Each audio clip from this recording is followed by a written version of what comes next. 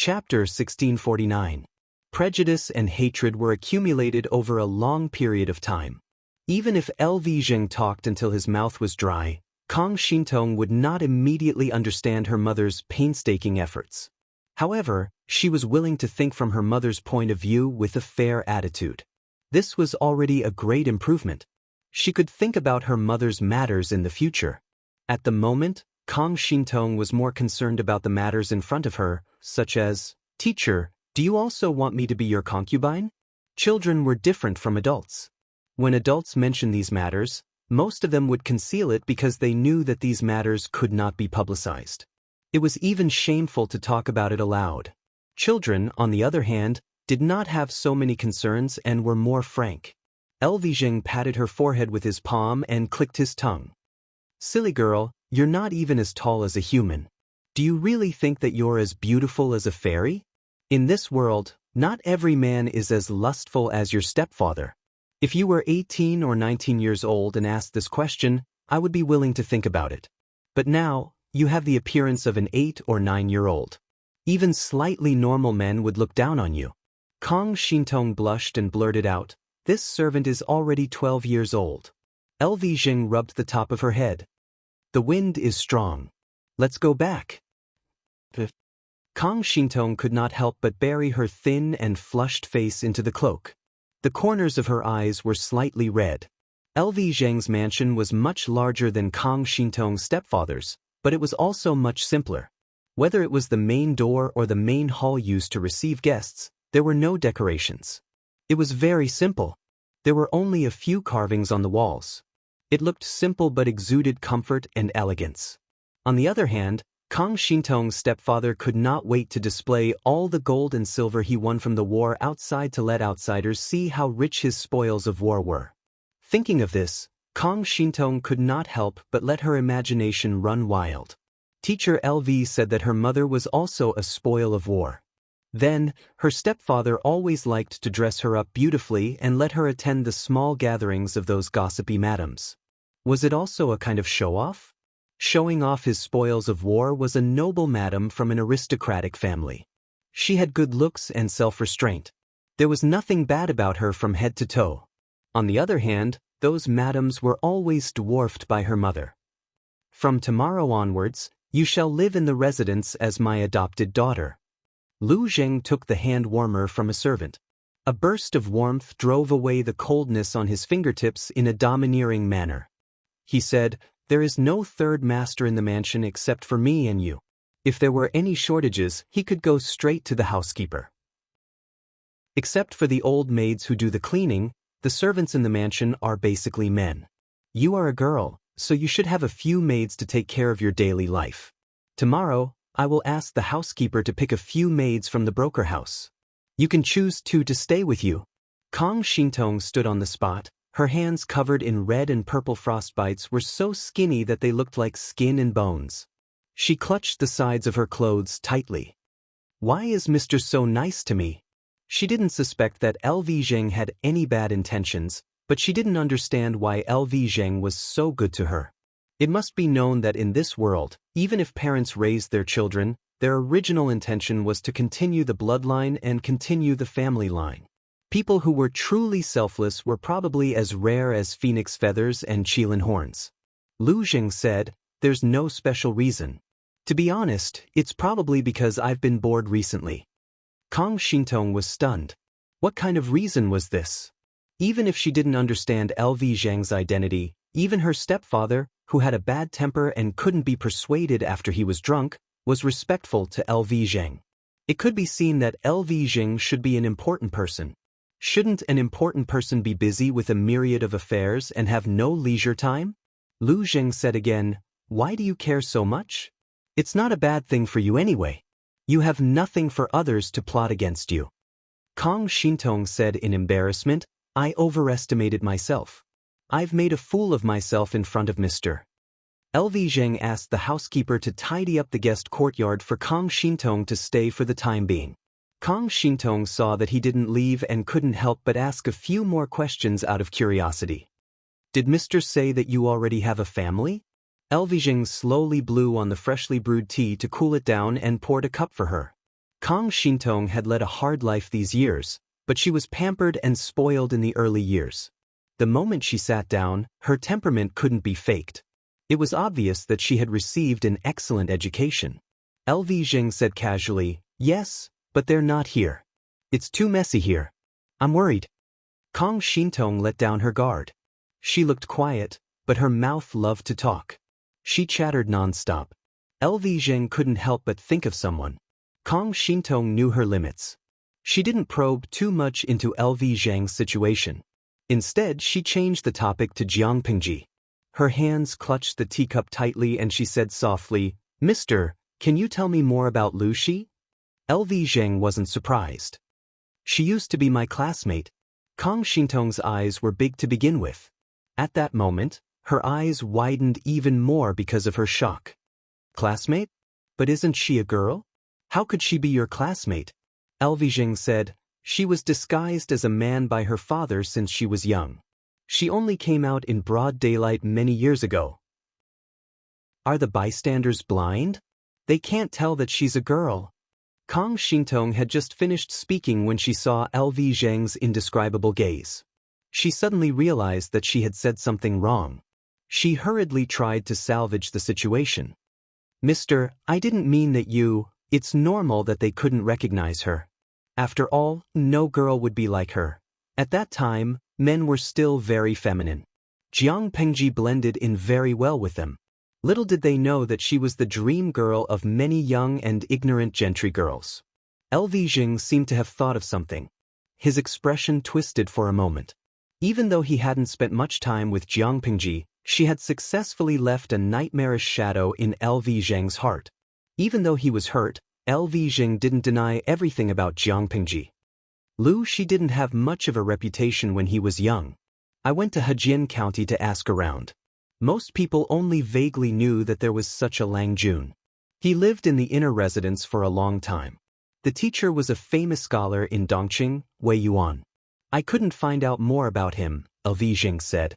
"He showed his talent at the age of 12. He trained the troops, cleared the bandits, and became Yuan Jing's disciple.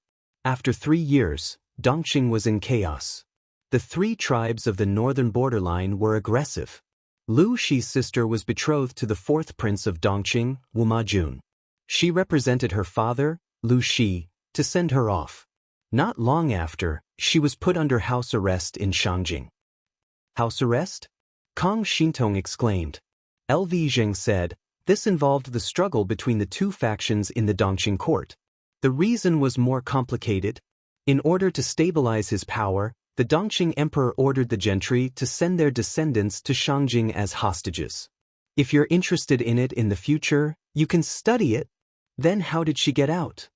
LV Jing said, "I don't know what method she used to get out. Before I saw her move, there was an earthquake in Shangjing. The earthquake in Shangjing caused the royal family to move the capital. They abandoned the deserted capital and moved to Qinzhou. They also abandoned the people on that land." Chapter 1650. Starting from the lowly county magistrate of Xiangyang district, she led people to clean up the mess, quell the chaos of the Tsing-Yi army, then annihilate the Red Lotus group and unify the entire Wanzhou. Then came the alliance meeting at Huangshui. She joined forces with the alliance to fight against the fake emperor, Prince Changshu. She led troops into Qinzhou to rescue the emperor. Her identity as a woman was exposed in court. Not only did she not lose the position of magistrate of Wanzhou because of her gender, but she used her military power to force people to recognize her as the magistrate of Wanzhou. She entered Chongzhou and sent troops to the northern borderline. Step by step, from Xiangyang district to Wanzhou, then to the overlord of the entire north. The Su brothers lost their lives in Shanqing one after another. Huang Song suffered a crushing defeat, leaving behind a grudge in Changya. Zhangjiang Pass resisted Zhongzhao's Nielyang. Zhangzhou's naval forces defeated Yang Tao. In just a few words, she described the situation of the world. Kang Shintong listened attentively. She clenched and relaxed her fists on her knees, completely ignoring the pain and itchiness of her frostbite.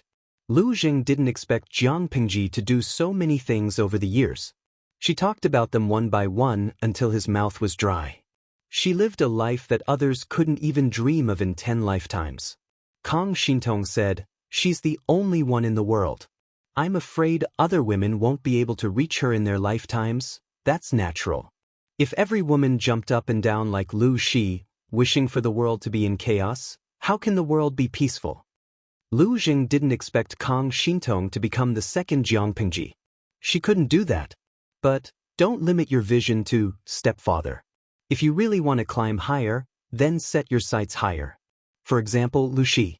She couldn't become the second Jiangpingji, but she could become the best version of herself. Kang Xintong hadn't met Jiangpingji yet, but the latter had left the deepest and most colorful stroke in her heart. Her impression was deeper than anyone else's. If Wei Ci found out that Kang Xintong had been recommended by Lu Zheng and made the future Red Lotus Saintess Jiangpingji's fan, this recommendation was too vicious. Perhaps An Chui would also doubt his life. Was Lu Zheng his advisor or a spy Jiangpingji planted by his side? He didn't hear wrongly. The two malignant tumors that led the Red Lotus case that should have happened in the future had knelt. The world had just settled down, and His Majesty only had his eldest daughter, Jiang Yan. She had repeatedly wanted to make Jiang Yan the crown prince, but she was obstructed by various parties. On the surface, she was the imperial censor, but in reality, she was also interfered with by the scholars and the commoners. Everyone always said that His Majesty was still in the prime of his life and that he would live for 10,000 years in the future, so there was no hurry to appoint a crown prince. In fact, he was just stalling for time, hoping that Her Majesty would have another child, perhaps a boy. At that time, everyone would elect the prince as the heir apparent. Perhaps His Majesty would be persuaded. More than a year after the establishment of the Jiang dynasty, Her Majesty became pregnant again. The court seemed calm, but in fact, undercurrents were surging in the dark. All the forces had their own plans. Looking at it now, Wei Ci felt that Her Majesty was the one who was the most scheming, bullying her own subjects in various ways. When he was in the middle of a happy birthday, the remnants of the Red Lotus group rose from the ashes and even spread their teachings to the officials' back residences. Some people with ulterior motives had tried to use the Red Lotus group to harm Her Majesty and Jiang Yan. The Red Lotus group had also used them to open the door to infiltrate the palace and plan an assassination. The Red Lotus group was very good at picking the time. It happened to be the day when Her Majesty launched the happy birthday. Even though he later found out that this was all done on purpose by Her Majesty and that the whole situation was part of her plan to kill the disobedient people in the court, Wei Ci was still so scared that he broke out in a cold sweat. This religious assassination was also known as the Red Lotus case. The leader of the Red Lotus group was the grandson of Wu Liba, the sage of the northern borderline. Of course, this fish that had escaped the net was killed by Wei Ci in advance during the Battle of the Northern Borderline. The other leader was the virgin of the Red Lotus group, a woman who used to go by the name of Kang Xintong. The remnants of the Red Lotus group were wiped out, and Kang Xintong was also caught. What shocked Wei Ci was that after this woman was caught, she almost escaped from prison. Someone helped her escape, and someone wanted her dead. After careful investigation, in a sense, Kang Xintong was a little awesome. Her Majesty, who was sitting calmly on the fishing platform, ate melon seeds and watched the show. At the same time, she threw a thick file of information about Kang Xintong. Kang Xintong was born into a noble family in Nanxing. When she was young, she and her mother were captured by the southern barbarians and suffered a lot. Because her mother covered for her, Kang Xintong struggled to grow up to the age of 13. At the age of 13, her mother died, and her identity was exposed. In order to seek a better life for herself, she had no choice but to use her beauty to seduce the leader of the southern barbarians. With the help of the leader's power, she killed the barbarians who had once taken her. After 2 years of peace, An Chui forced the southern barbarians into a desperate situation. Before he ordered a massacre, Kang Xintong disappeared. When she reappeared several years later, she became the virgin of the Red Lotus group, an underground cult. No one knew where Kang Xintong learned some treacherous sorcery and deceived the people. She began to infiltrate the inner residences of the officials and developed followers. Wu Liba's grandson ran the Red Lotus Group and propagated its teachings. Kang Xintong used these followers to attract more people to become her subjects. Some people joined the Red Lotus Group because of her beauty, while others joined because of the Red Lotus Group's secret power. Like a rolling snowball, the Red Lotus Group grew stronger in a short 2 or 3 years, forming a huge network of connections. Wei Ci still remembered Her Majesty's complaints. This child is so beautiful, but she ran off to engage in multi-level marketing. How stupid is she? How did Her Majesty find out about the Red Lotus Group? Although the Red Lotus Group had developed quite a lot, they were all operating in the dark. The court officials they had drawn in had also infiltrated from the periphery. They were very careful in their actions. Her Majesty was busy with court affairs. She had been expecting a happy birthday for the past few months. She did not have the energy to care about the Red Lotus Group. Facts had proven that Her Majesty was a little monster with exuberant energy. Her plans to plot against the Red Lotus Group and the restless aristocrats and commoners in the court began more than a year ago. Do you still remember your birthday last year? Wei Ci said, I remember. Her Majesty said, that day, when I went to the Spring Square to listen to Huan Yong sing, I saw Jingtu go to the wine shop next door and get drunk. Although he looked confused, Wei Ci still listened carefully, trying to analyze the relationship between Fu Wang getting drunk and the Red Lotus Group. Jingtu quarreled with his wife. Logically speaking, I should not interfere in the family affairs of the officials. But since I saw it, I have to ask about it. It would not be good if serious business was delayed because of family affairs. Her Majesty looked for excuses for gossip with a serious face. After asking carefully, I found out that Jingtu's subordinate had secretly presented him with a beauty. At the same time, many unspeakable rumors reached Jingtu's wife's ears. That wife was very angry and said that she was seeking death. Although Jingtu returned the beauty, his wife was still sad. Fu Wang's wife was naturally Hui Jun in this life. Although their experiences were different, they had the same ups and downs. In the end, she became Fu Wang's wife, which caused people to talk about for a while. Because of this, Fu Wang's wife was quite low-key and almost never appeared in public. The beauty presented by his subordinate was Kang Xintong. Fu Wang refused the temptation, but his wife closed the door in his face. After getting drunk, Fu Wang complained to Her Majesty that he had been cheated by an immortal. That woman is beautiful, but my wife is not the slightest bit inferior. Am I, Fu Jingtu, the kind of person who forgets his wife when he sees love? When Her Majesty heard this, he took it seriously. Fu Wang's wife was the first lady in terms of appearance. If she was not the slightest inferior to her, the effect of bribing Fu Wang would be greatly reduced. Her Majesty went back to investigate and found out that the Red Lotus Group was involved. Chapter 1651. What he said was true, but Wei Ci was not sure how true His Majesty's words were or how much he was joking. If it was in his previous life, Wei Ci would have believed it 100%. He wouldn't have dared to doubt it. In this life, the more he understood her, the more Wei Ci knew how deep her heart was hidden under her cynical appearance. He thought that Her Majesty's plan against the Red Lotus Group was probably earlier than what she said.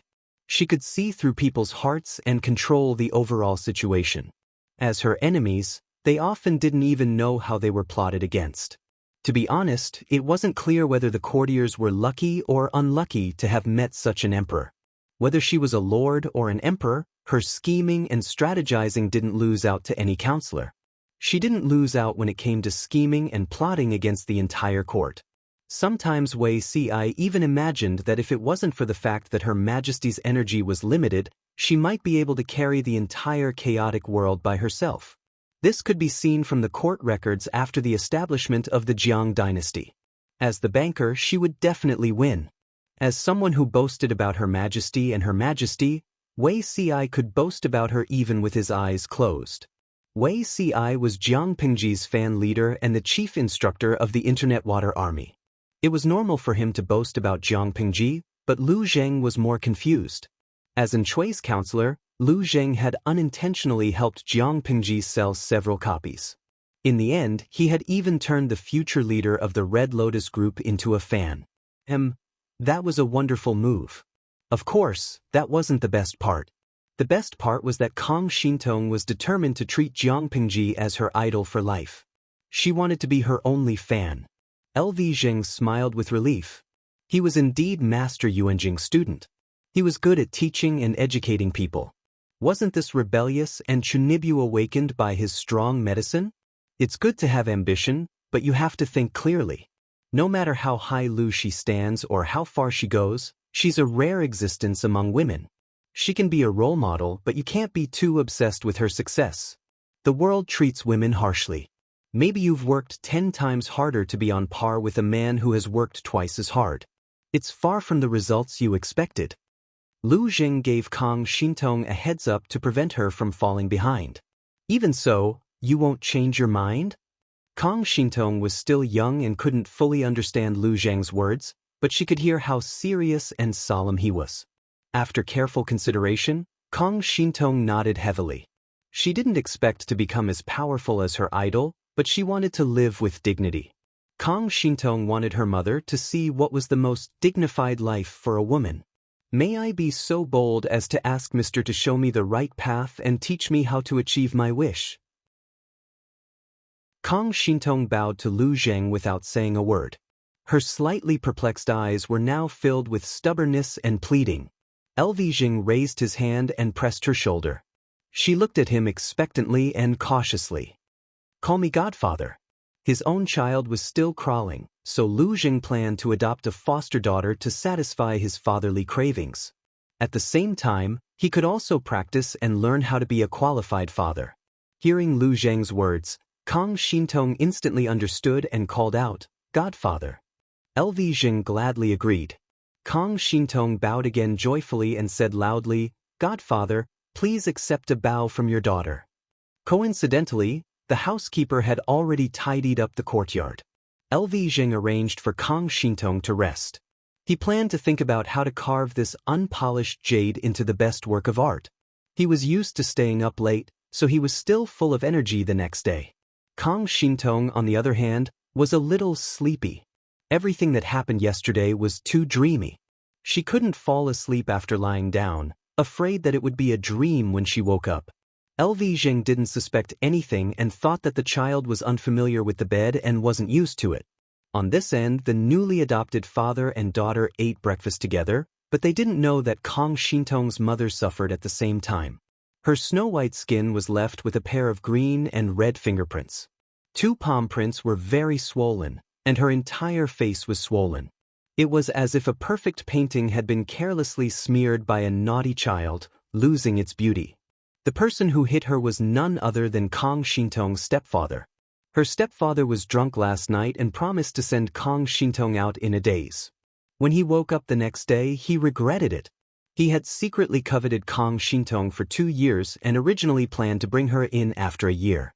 Who knew that the fruit he had been looking forward to for 2 years would be taken away by LV Zheng? He respected LV Zheng and naturally didn't dare to blame him, but his anger had to be vented. Because of this, Kang Shintong's mother suffered. Although he was an illiterate boorish man, he still had a meticulous side. With a little tidying up, he could guess who was behind this. Kang Shintong's mother was a woman he had doted on for several years. He was usually very satisfied with her, but who knew that this woman also had disloyalty? Kang Shintong had always been doing the lowliest menial work and didn't have the chance to come to the front yard, so her range of activity was limited. He didn't believe that if it wasn't for this woman's arrangement, Kang Shintong, who had always been imprisoned to do menial work, would have the chance to be taken away by LV Zheng in the front yard. In his anger, he slapped Kang Shintong's mother twice, causing her to see stars and her ears to hear the sound of a stream. "Bitch, your jealous face is really hateful." He had a murderous look on his face as if he could rush in front of her and strangle her to death in the next second. Kang Shintong's mother took a long time to recover. A bloody taste filled her mouth and her molars were loose. "Lang Jun, please forgive me.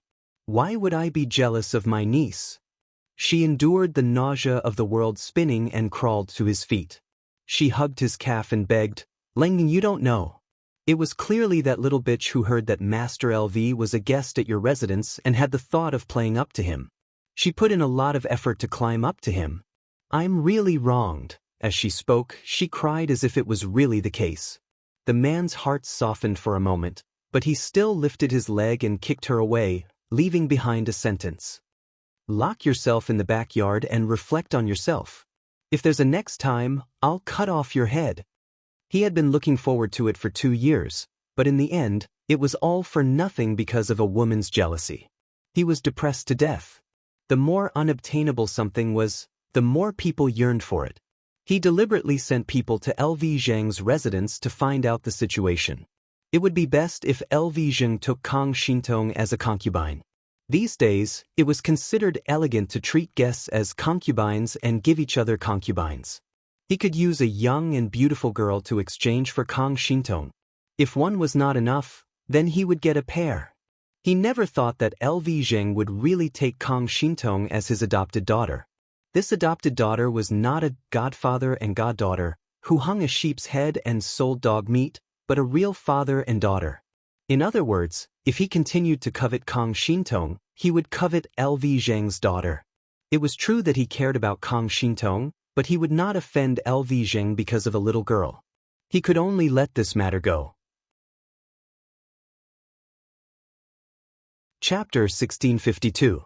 Jiang Pingji didn't know that Lu Zheng was diligently cultivating his loyal fans. After the new year, the originally relaxed atmosphere dissipated and was replaced by solemnity and tension. Since the assassination of the Nan family in Fenzhou, Jiang Pingji had changed so much that she was like a different person. At first, everyone was not used to it, but they got used to it after a while. Just as Wei Ci had said, their lord had grown up and become sensible. Because of Jiang Pingji's timely change, she accidentally extinguished the original hidden danger and avoided a potential crisis.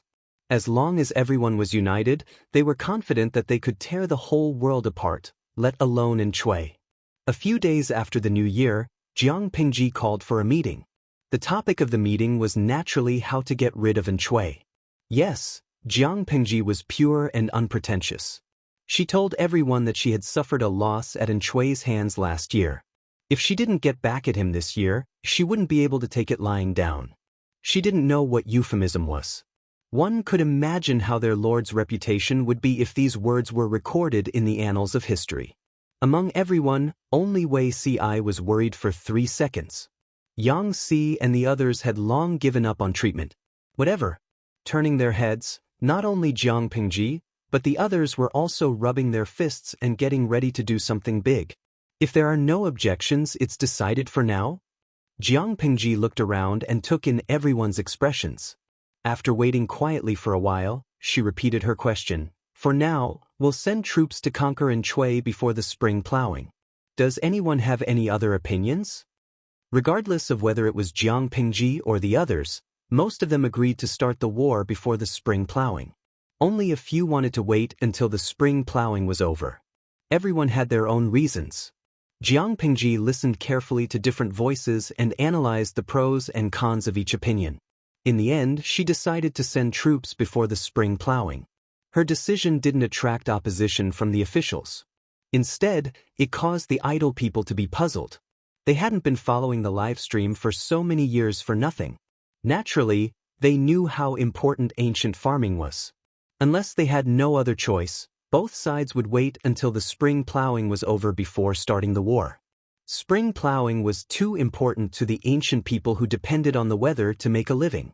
Wasting a year's spring plowing was equivalent to a year's worth of food going down the drain. The probability of famine in the following year was greatly increased. Understanding this, they couldn't understand Jiang Pingji's choice. Guoli Guiduo, isn't spring plowing very important? If I remember correctly, the host was in a tight spot last year. Under such circumstances, shouldn't she place more emphasis on this year's spring plowing? If we start the war before the spring plowing, it would affect not only the enemy, but also our side. In the salted people's eyes, this choice was no different from suicide. Common people do not benefit themselves, and both sides suffer. Tudu Feiqiu, I'm a little confused too. I don't understand why the host is taking such a risk.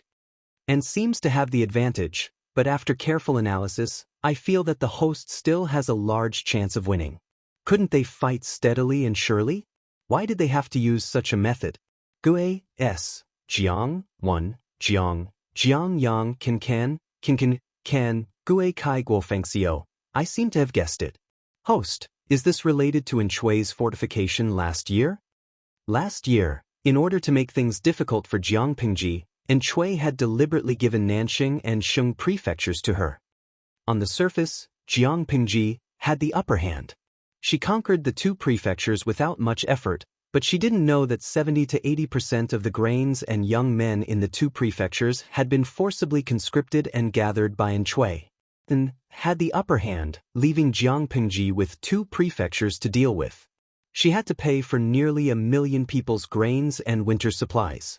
She also had to prevent the local gentry in the 2 prefectures from taking the opportunity to cause trouble.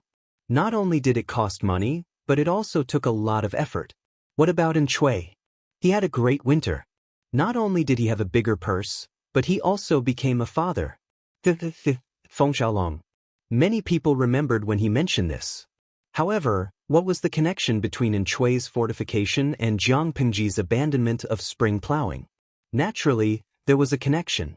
Jiang Pingji gave up the spring plowing to attack Enchui. She only abandoned the spring plowing in Nanxing and Nanqing prefectures. The plowing in Dongqing and Beizhou, northern borderline, was not affected, but Enchui could not. He plundered a lot of grains from the 2 prefectures last year, but the young men he took with him had to eat too. If the spring plowing could not keep up with the harvest this year, there would definitely be a food shortage. When an army went to war, a lack of food was almost equivalent to losing half of the war. If everything went smoothly, Enchui would not last until this autumn. Jiang Pingji intended to end the war quickly. She wanted to take advantage of his weakness and kill him. After dealing with Enchui, she would turn around and take care of Zhongzhou, speeding up the pace of unifying the world. While everyone was discussing the details, Jiang Pingji briefly explained her intentions to the salted fishes. Some salted fishes were stubborn. They felt that Jiang Pingji did not need to be so anxious. Steady attacks were the way to go. Some salted fishes supported Jiang Pingji's choice unconditionally. Of course, there was a small group of salted fishes who felt that something was wrong, but they could not put their finger on it. When everyone was discussing how to distribute the troops, they were shocked to discover that Jiang Pingji was not in the starting lineup. Jiang Pingji, who had been fighting at the front lines all year round, was actually in the middle of the army? Gao Ju Pengzi Shipidaki. Wait. Streamer, why aren't you at the front lines anymore? I'm not used to it. After following the live stream for so many years, their favorite segment was to see Jiang Pingji persistently wanting to go to the front lines. The civil and military officials tried their best to stop her. They had a heart attack, but they had no choice but to accept Jiang Pingji's willfulness. Such an interesting segment was gone today. Not only were the salted fishes not used to it, but Yang Saifengzhen and the others were also at a loss. They looked at Jiang Pingji, and Jiang Pingji looked back at them with a serious expression. Both parties looked at each other for more than 10 seconds. The air fell into an awkward and strange silence. Do you have any other opinions? Jiang Pingji glanced at the entire setup. There should not be any loopholes. Why did everyone look like they were stupid? Why did they not go and prepare for battle after receiving the military order? Why were they here staring at her? My lord, did you miss something? Li Yun asked cautiously. What did I miss? I didn't miss anything. What did I miss? Jiang Pingji looked puzzled. Fu Wang suddenly coughed awkwardly. He cupped his fists and bade farewell. Time to go, time to go. Fu Wang left. As if awakened from a dream, the others got up in 2s and 3s. After leaving the main tent, Li Yun still had a dreamy look on his face. My lord has really turned over a new leaf? Bah, what do you mean by turning over a new leaf? Isn't this pretty good? Go and do what you have to do. Yang Si slapped Li Yun's shoulder, interrupting him to prevent him from saying something even more appalling and stupid. My lord's ears are very sharp. Li Yun nodded repeatedly and left in a hurry, as if there was a monster chasing him from behind. Jiang Pingji. Chapter 1653. Did these people think she was deaf? If they really wanted to make things up behind her back, they could at least do it from a distance. At such a close distance, what was the difference between that and making things up in front of her? Yang Si and the others are becoming more and more like princesses.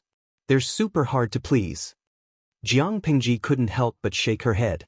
She had a helpless but doting expression. In the past, she always wanted to lead the vanguard troops and wanted to use herself as a general. They tried their best to stop her, almost crying and hanging themselves.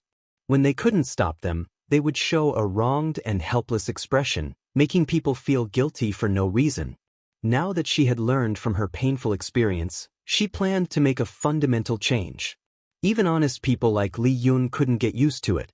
It made it seem like it was her fault from the beginning to the end.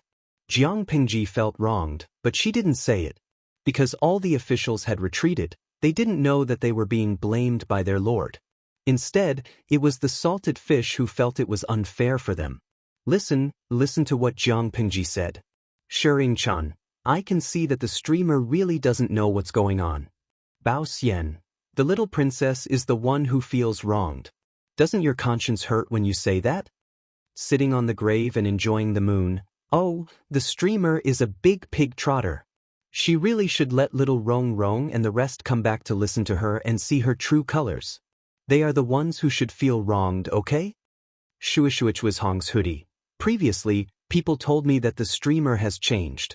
I didn't believe it, but I didn't expect it to be true. Anyone who had some understanding of the streaming room knew Jiang Pingji's bad temper.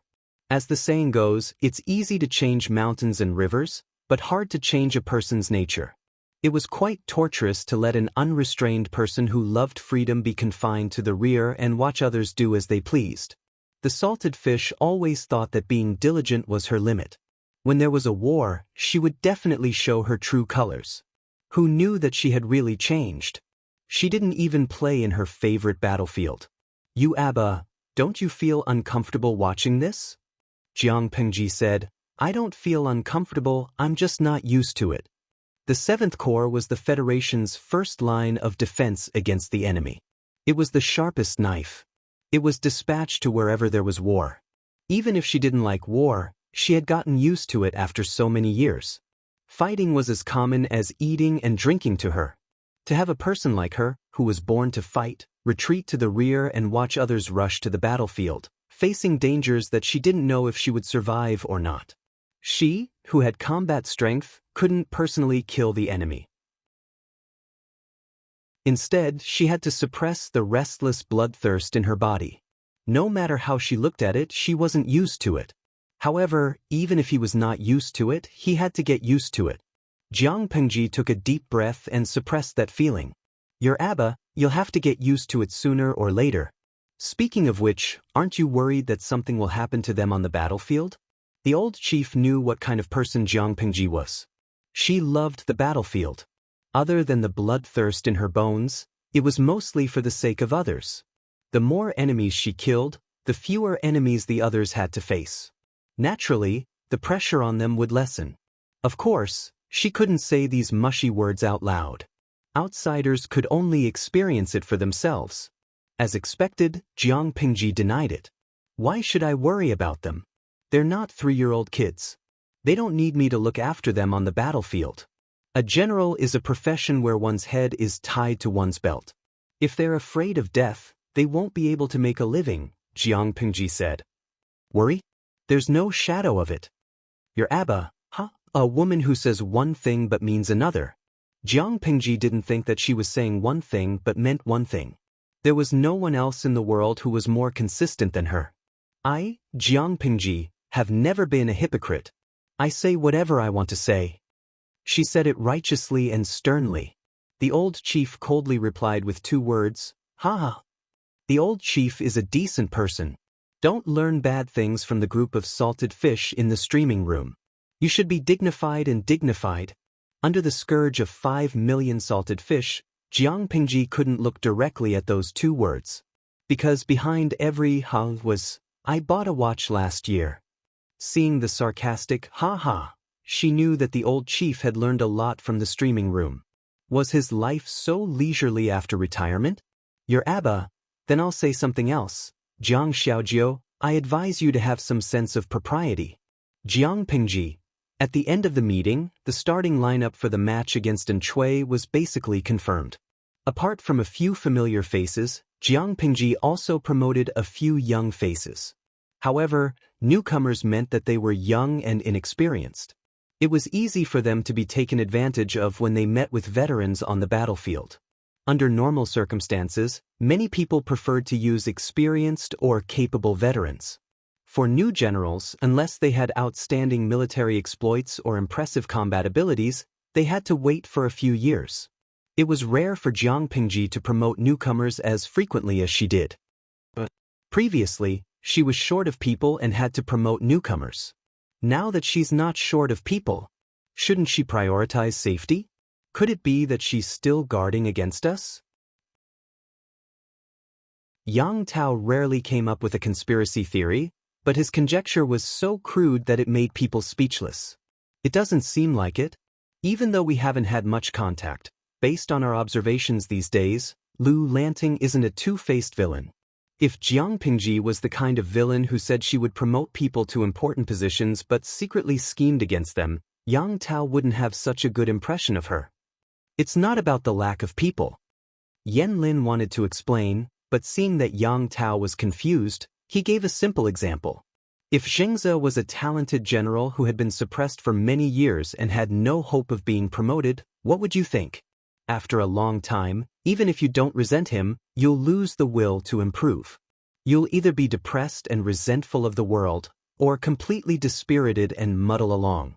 If the enemy sent someone to instigate a rebellion and gave them a bright future, very few people wouldn't be tempted. Lu Lanting boldly promoted newcomers and gave them a chance to be promoted. Not only could she nurture young talents, but it was also a way for her to win people's hearts. That's why there's less infighting under Lu Lanting's banner. Most infighting in the world was due to political views, while the rest was due to conflicts of interest. In other words, there were too many monks and too little porridge. With so many monks trying to snatch the same bowl of porridge, they got angry and naturally started fighting over it. How could this conflict be resolved? Most of the feudal lords tried to mediate between the two monks. They tried to persuade one monk to live harmoniously and the other monk to focus on the bigger picture. There was no solution to the question of who should get the bowl of porridge. This method was to smooth things over. In the end, the fight would still be fought. Jiang Pingji was different. When others fought over a bowl of porridge, she did not step forward to mediate. Instead, she took out a few steamed buns. Even though it was risky, Yen Lin thought it was a good way to solve the root of the problem. I see. Chapter 1654. It was still a chilly spring, and the snow had just melted. The air was filled with a cold chill. However, the coolness of the outside world could not cool down Enchui's rising fury. No one expected that Jiang Pingji would use a method that harmed others without benefiting herself. There was still half a month before the spring plowing. This made Enchui wonder if the other party had gone mad to be so hot-tempered. Even a war had to be fought according to the basic laws. Jiang Pingji actually destroyed the spring plowing. Was she planning to fly into the sky? It was common knowledge that spring plowing was the first major event of the year. Enchui had sent people to prepare early on, expending a lot of manpower and resources. As long as this year's harvest was good and there was enough food, Jiang Pingji had nothing to fear. He had never expected that she would play her cards so unconventionally. She would risk her own spring plowing to attack Enchui. By now, she had already crossed the river and torn down Enchui's fence. When Enchui heard the news in the morning, her happiness from the new year was washed away. When did this happen? Why did you only report it now? And couldn't help but ask again, thinking that she was hallucinating. The soldier who delivered the message repeated nervously, "My lord, 3 days ago, Lu Shi's troops attacked our border town and forced their way across the Biling River. It happened so suddenly that the defending general was patrolling outside and carelessly let the enemy take advantage of a loophole. In the end, he had no choice but to retreat 30 miles. And Chui heard it clearly now, and his face turned green. Bailing River was a river that lay between Jiangpingji and Anchui. The surface of the river was 7 miles long, which was about 3,500 meters. This river was also one of the main streams of water in Nanxing. It irrigated both sides of the river and fed countless people. Because the soil here was fertile and easy to water, coupled with the fact that Nanxing was located in the south, the climate was humid, and they could harvest crops twice a year. And Chui still hoped that this place could alleviate the food shortage and give him the capital to fight Jiangpingji for a long time. He never expected that Jiangpingji would suddenly make things difficult for him. Not only did she disrupt the spring plowing, but she also seized this piece of fat meat. And Chui was slapped awake by reality. His face was ashen, and 2 flames of anger danced in the depths of his eyes, as if he wanted to burn everything he saw. In his anger, Chui used his sleeve to sweep away all the things piled up on the table, causing them to crash to the ground. Everyone heard the news and rushed over, just in time to see it. No one dared to provoke her at this time. They could only secretly glance at Hua Yuan, hoping that he would say something to appease them. Hua Yuan did not let them down. He stepped forward and bowed. "My lord, please calm down." And Chui said, "How can I calm my anger? Do you know what Lu Shi did? She's crazy." Hua Yuan naturally knew what had happened. Otherwise, he would not have been called over. Things have already been decided. No matter how angry my lord is, it doesn't change anything. For now, the most important thing is to think of a way to deal with Lu Shi's army. At the same time, we need to hold the defending general accountable for his negligence. Hua Yuan's light words had changed the subject. And Chui had nowhere to vent his anger. The others in the tent felt a chill run down their spines when they heard this. But according to the content of the battle report, the defending general did not neglect his duty at all. Jiangpingji sent a large number of troops to attack the place, and the defending general could not defend it no matter how hard he tried. Furthermore, the 2 sides of the Bailing River were wide open, and there were basically no guarded passes. Jiangpingji was also an expert in land warfare.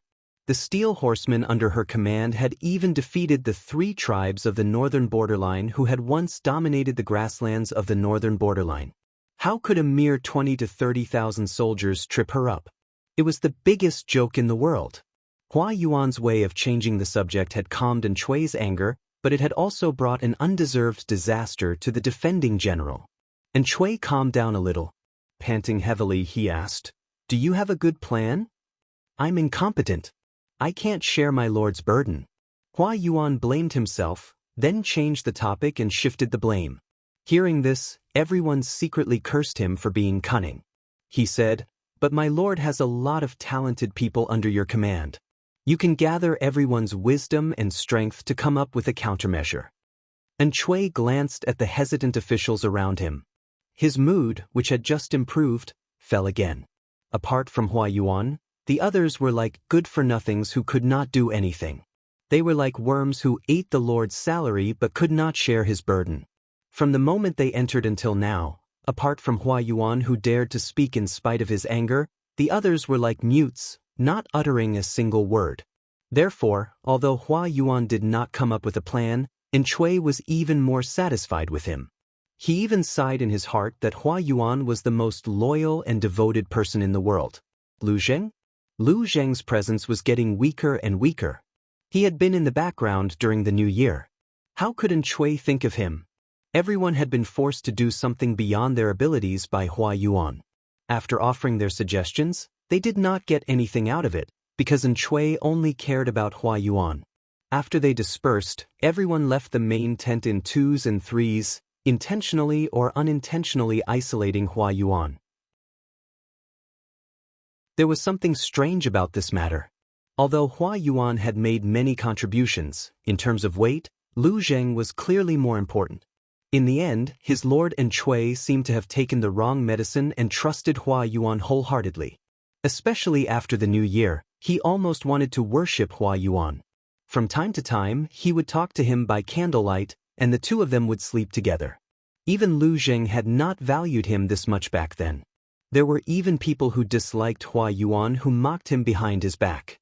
Hua Yuan was not the #1 strategist in Chui's tent at all. He was clearly the #1 strategist in someone else's tent. Of course, these words would not reach Hua Yuan's ears.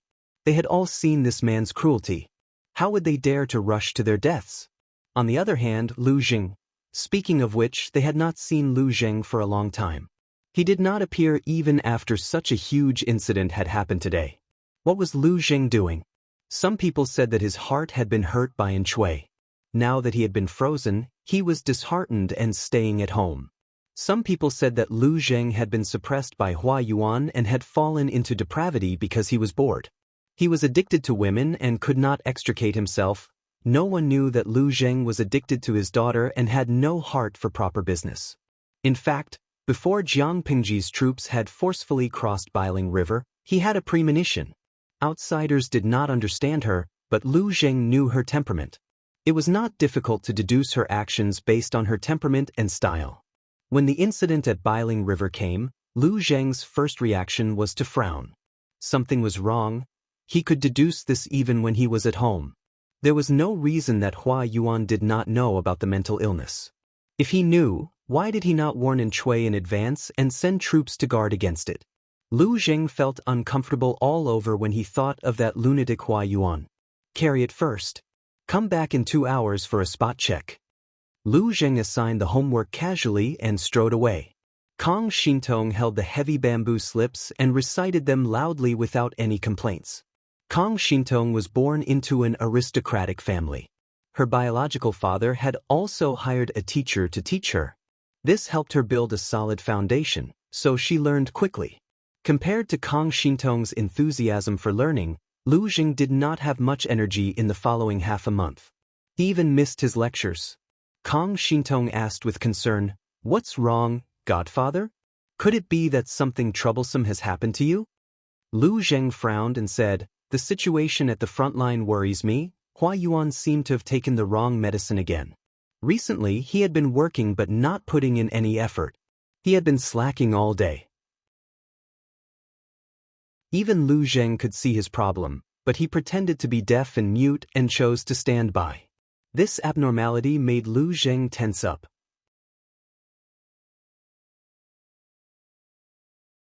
Chapter 1655. Compared to Lu Zheng's heaviness and worry, Kong Xintong's voice was much livelier. "I happened to overhear it. I heard that the Duke of Lanting's morale is very high." Lu Zheng glanced at his adopted daughter indifferently and raised his hand to smack her forehead, telling her to watch her words. Kong Xintong was his adopted daughter after all. Why was she so excited when the enemy was mentioned? People who did not know better would think that Kong Xintong was Jiang Pingji's daughter. Kong Xintong's lips curled into a pretty smile. She was not afraid of Lu Zheng's warning at all. Perhaps it was because she had been eating and sleeping well these days. Her originally thin chin had become rounder. She looked more and more likable. Seeing her smile, Lu Zheng felt gratified and frowned at the same time. Even though he fed Kong Xintong chicken soup and told her that looks were innate and not to care too much, the reality was that reality had a natural malice towards good-looking women, especially in troubled times. A gentleman will not be imposing if he is not serious. No matter when, where, and who you are facing, you have to control your emotions. You can't be brash and give people the impression that you are frivolous and rude. Lu Zheng taught his adopted daughter seriously. He sounded righteous and strict, but in fact, he had a lot of personal opinions. Kong Xintong looked like she was being taught, but she did not take it to heart. She had only smiled at her foster father just now. How was that frivolous, impolite, and reckless? Besides, "Father, a gentleman will not be imposing if he is not serious." Is this from the Analects of Confucius? Kong Xintong did have some basic knowledge, but the Analects of Confucius was too profound for her back then. The teacher that her parents hired had not even taught her that much.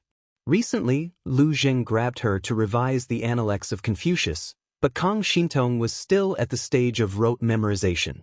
Lu Zheng said, "A gentleman will not be imposing if he is not serious. He will not be firm if he learns." The meaning of this sentence could be understood literally, but Kong Xintong, who had always been intelligent, was surprised. Lu Jing thought she did not understand and asked, "What do you not understand? Feel free to ask." Kang Xintong took out a roll of bamboo slips and opened it for Lu Jing to see. She pointed at the sentence on the bamboo slips. "According to my adoptive father, a gentleman will not be imposing if he is not serious." Serious means sincere and solemn, but the note on the bamboo slips is not. Notes? The bamboo slips of the Analects of Confucius that Kang Xintong was currently using were the ones he had used when he was still a student.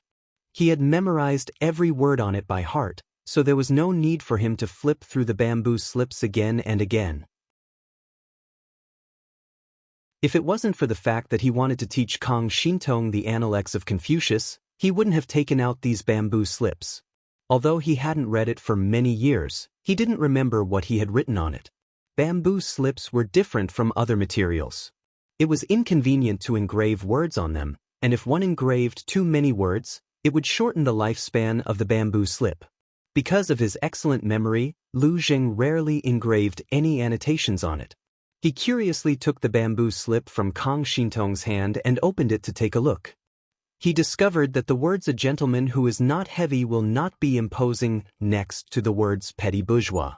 The heavier one was, the fatter one was. Lu Jing.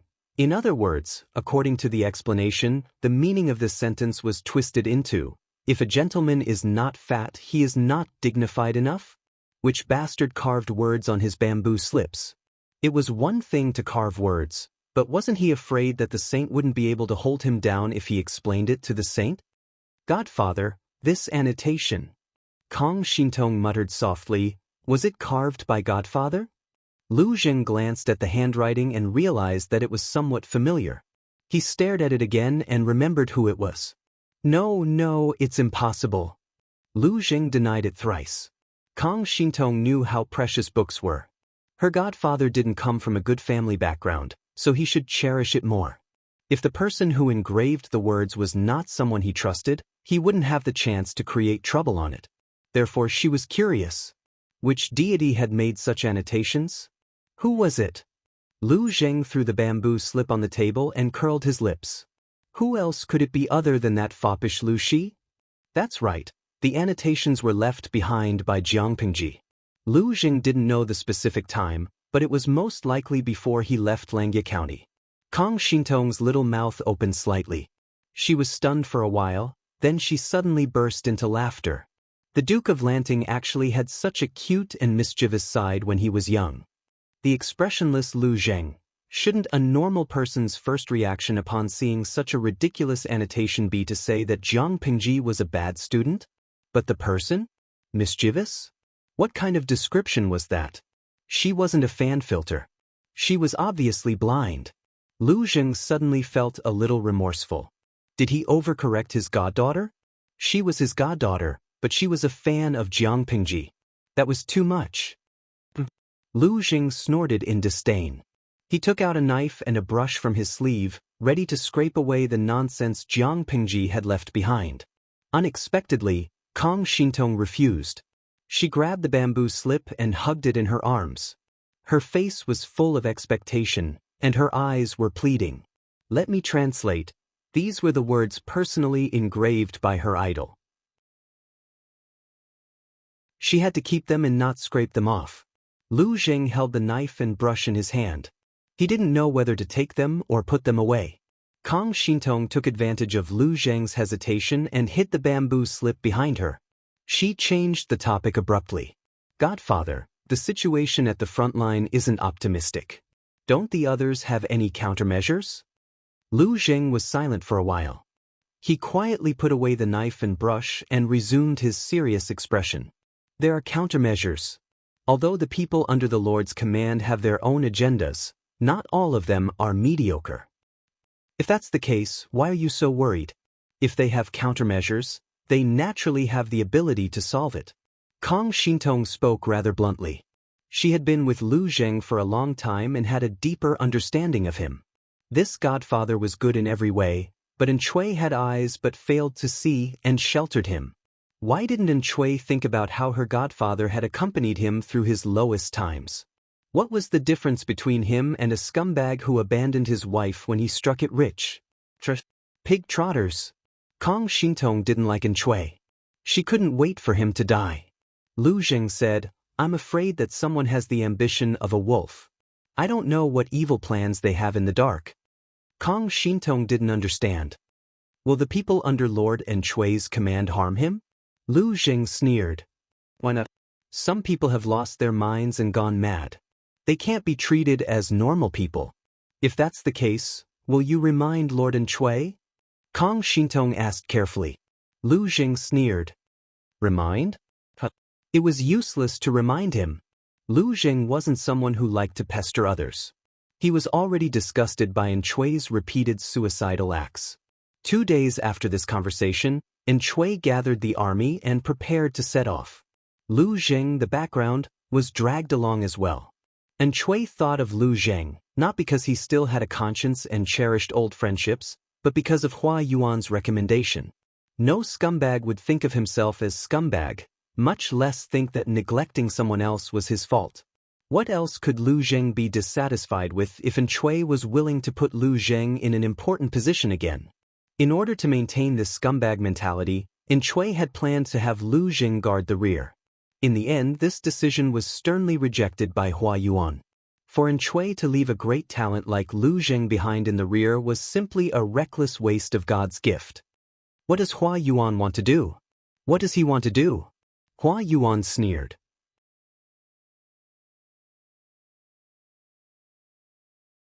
Chapter 1656. Is Godfather going to follow the army into battle? Kong Xintong had been living in Lu Zheng's residence for a while now, and their relationship had improved by leaps and bounds. When she saw Lu Zheng instruct the housekeeper to pack his luggage with a grave expression, she knew that something had happened outside. She heard that the front line was extremely dangerous, and her godfather had been neglected by Shui for a long time. She didn't know why he was suddenly put in an important position. Hua Yuan recommended me to the Lord, so she ordered me to follow the army into battle. Stay at home and wait for me to return. You mustn't neglect your studies when I'm not home. You'll be tested when I return. Lu Zheng didn't have experience as a teacher, but he had experience as a student.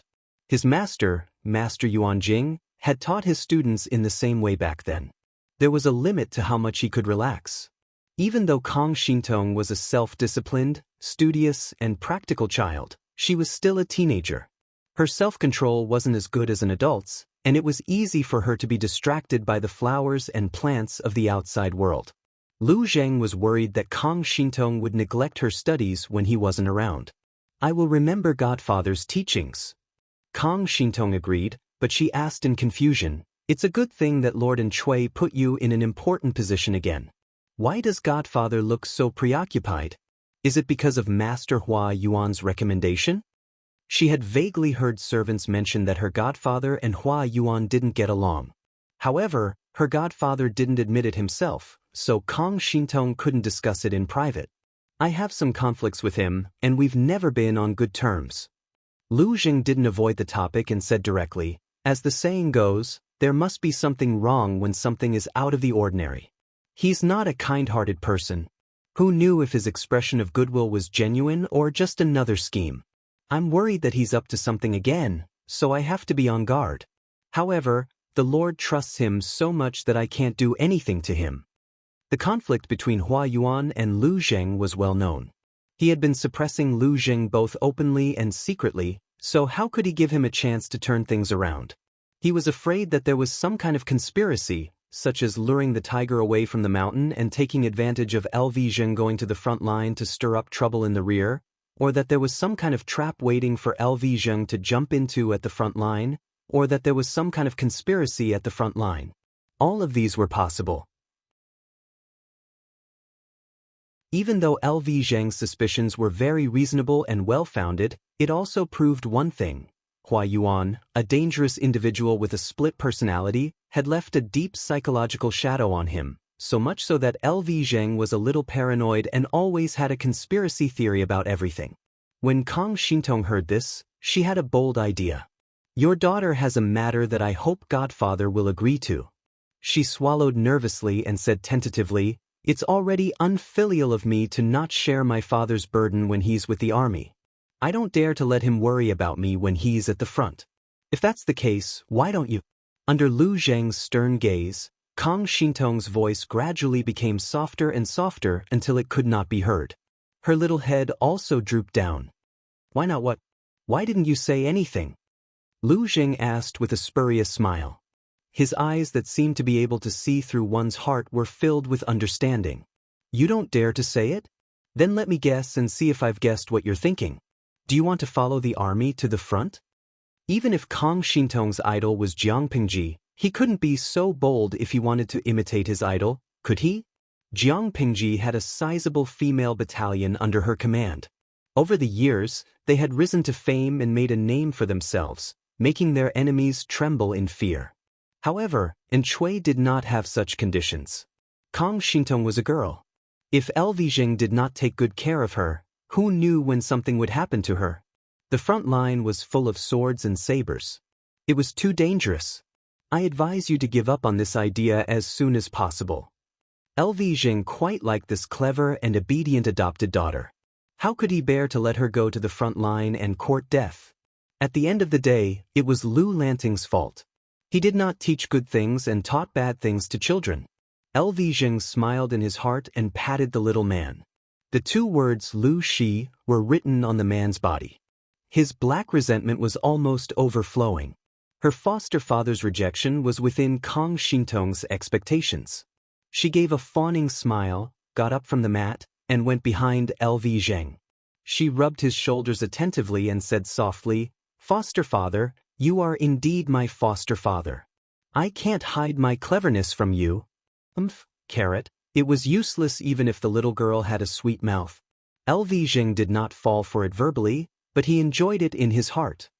The front line is very dangerous. There's chaos everywhere. If you're not careful, you'll lose your life. It's for your own good that I'm not letting you go. Moreover, the army camp is not as simple as you think. There are a bunch of rough and barbaric men there. I dare not guarantee your safety. You're a delicate girl. You'll easily get into trouble if you go. Lvijing tried to dispel her thoughts. His idol was so arrogant because he had the ability to survive at the front line. That person could enter an army of thousands without batting an eyelid. She did not have the ability to do so, so she did not want to die.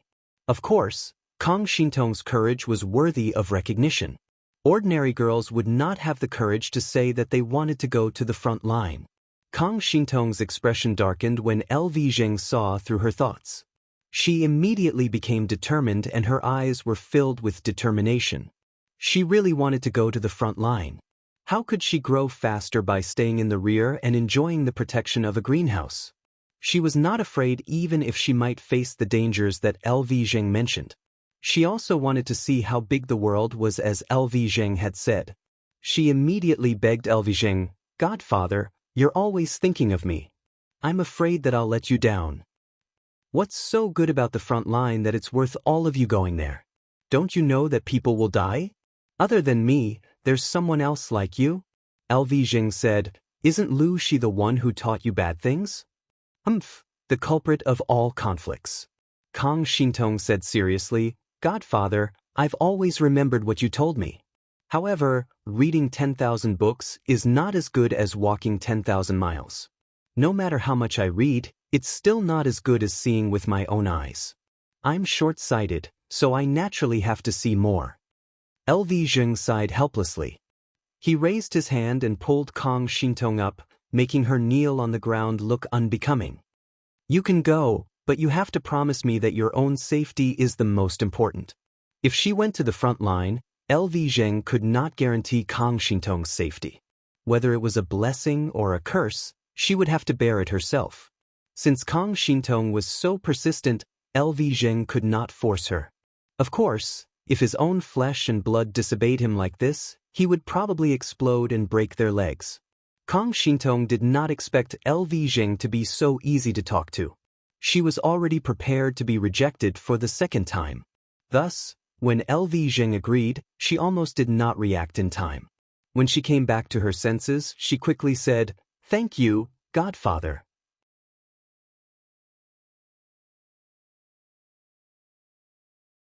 Chapter 1657. Lu Zheng made it sound serious, but in fact, it was not that dangerous. Kang Xintong was young to begin with, so it was not out of place for her to disguise as a man. Lu Zheng also ordered people to keep an eye on her at all times. As long as Kang Xintong did not seek death and go to places she should not go, she would not be in any danger in the military camp. Unless the enemy directly launched a sneak attack on our camp, then there was nothing we could do. Moreover, Lu Zheng was a strategist, not a general. He spent most of his time in the barracks, so he could definitely protect this little girl. Lu Zheng did not hide Kang Xintong's matter from Chui and informed him in advance.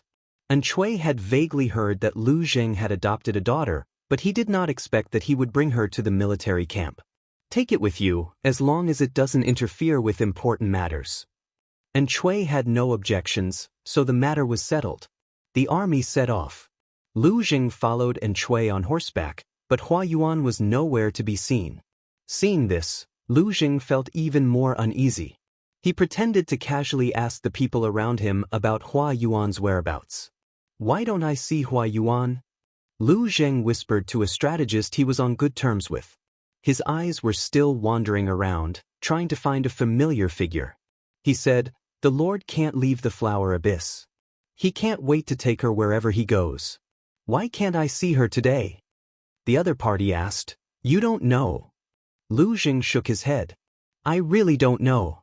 The other party continued, "This time, the enemy is coming in full force, but she still sent out his troops despite the spring plowing. It's obvious that he's made up his mind. If we want to defend against the enemy, we don't know how long this battle will take. I'm afraid we won't have enough rations. The Lord has sent Hua Yuan to collect military provisions and supplies." Lu Zheng's heart skipped a beat. "Is there not enough food? How much rations do we have? How long can it support the army?" Lu Zheng had gradually become disconnected from political affairs during his time in the cold. His understanding of the military camp had fallen behind. "Roughly speaking, we should be able to last until early winter." "Why is it only early winter?" According to Lu Zheng's estimation, the provisions they had in reserve could last them until the end of spring and the beginning of summer next year. Of course, it wouldn't matter even if he couldn't hold on. Rations were precious in any period of time, not to mention in this chaotic world where rations were the hard currency. If there really was a food shortage, not only would they have to think of ways to increase income, but they would also have to do their best to reduce expenditure. If there was no other choice, then he could only use special methods to get through this difficult period of time. Even so, Lu Zheng still felt that Chui and Hua Yuan were too wasteful. During the days when he was frozen, the two of them were quite extravagant. They were like the foolish sons of a landlord. The more foolish people have, the faster the money comes. The foundation that Lu Zheng had accumulated over the years was going to be destroyed by them. He had a rough idea in his heart, but he didn't expect the truth to be worlds apart from his conjecture. "We should have been able to last longer. After all, our army benefited a lot from the incident last year.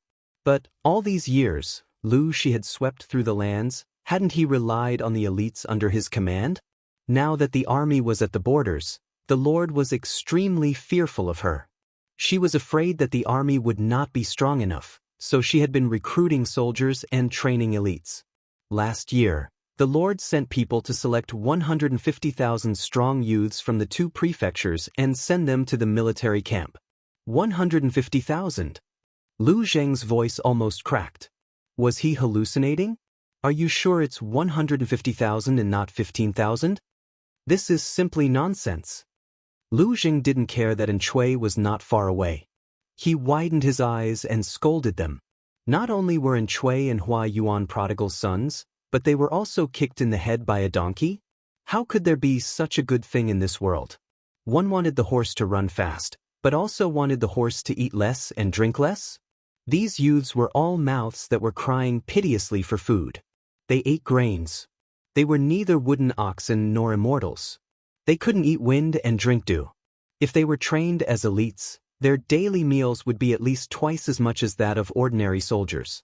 There were so many mouths to feed all of a sudden. Did Chui really think that food didn't need money?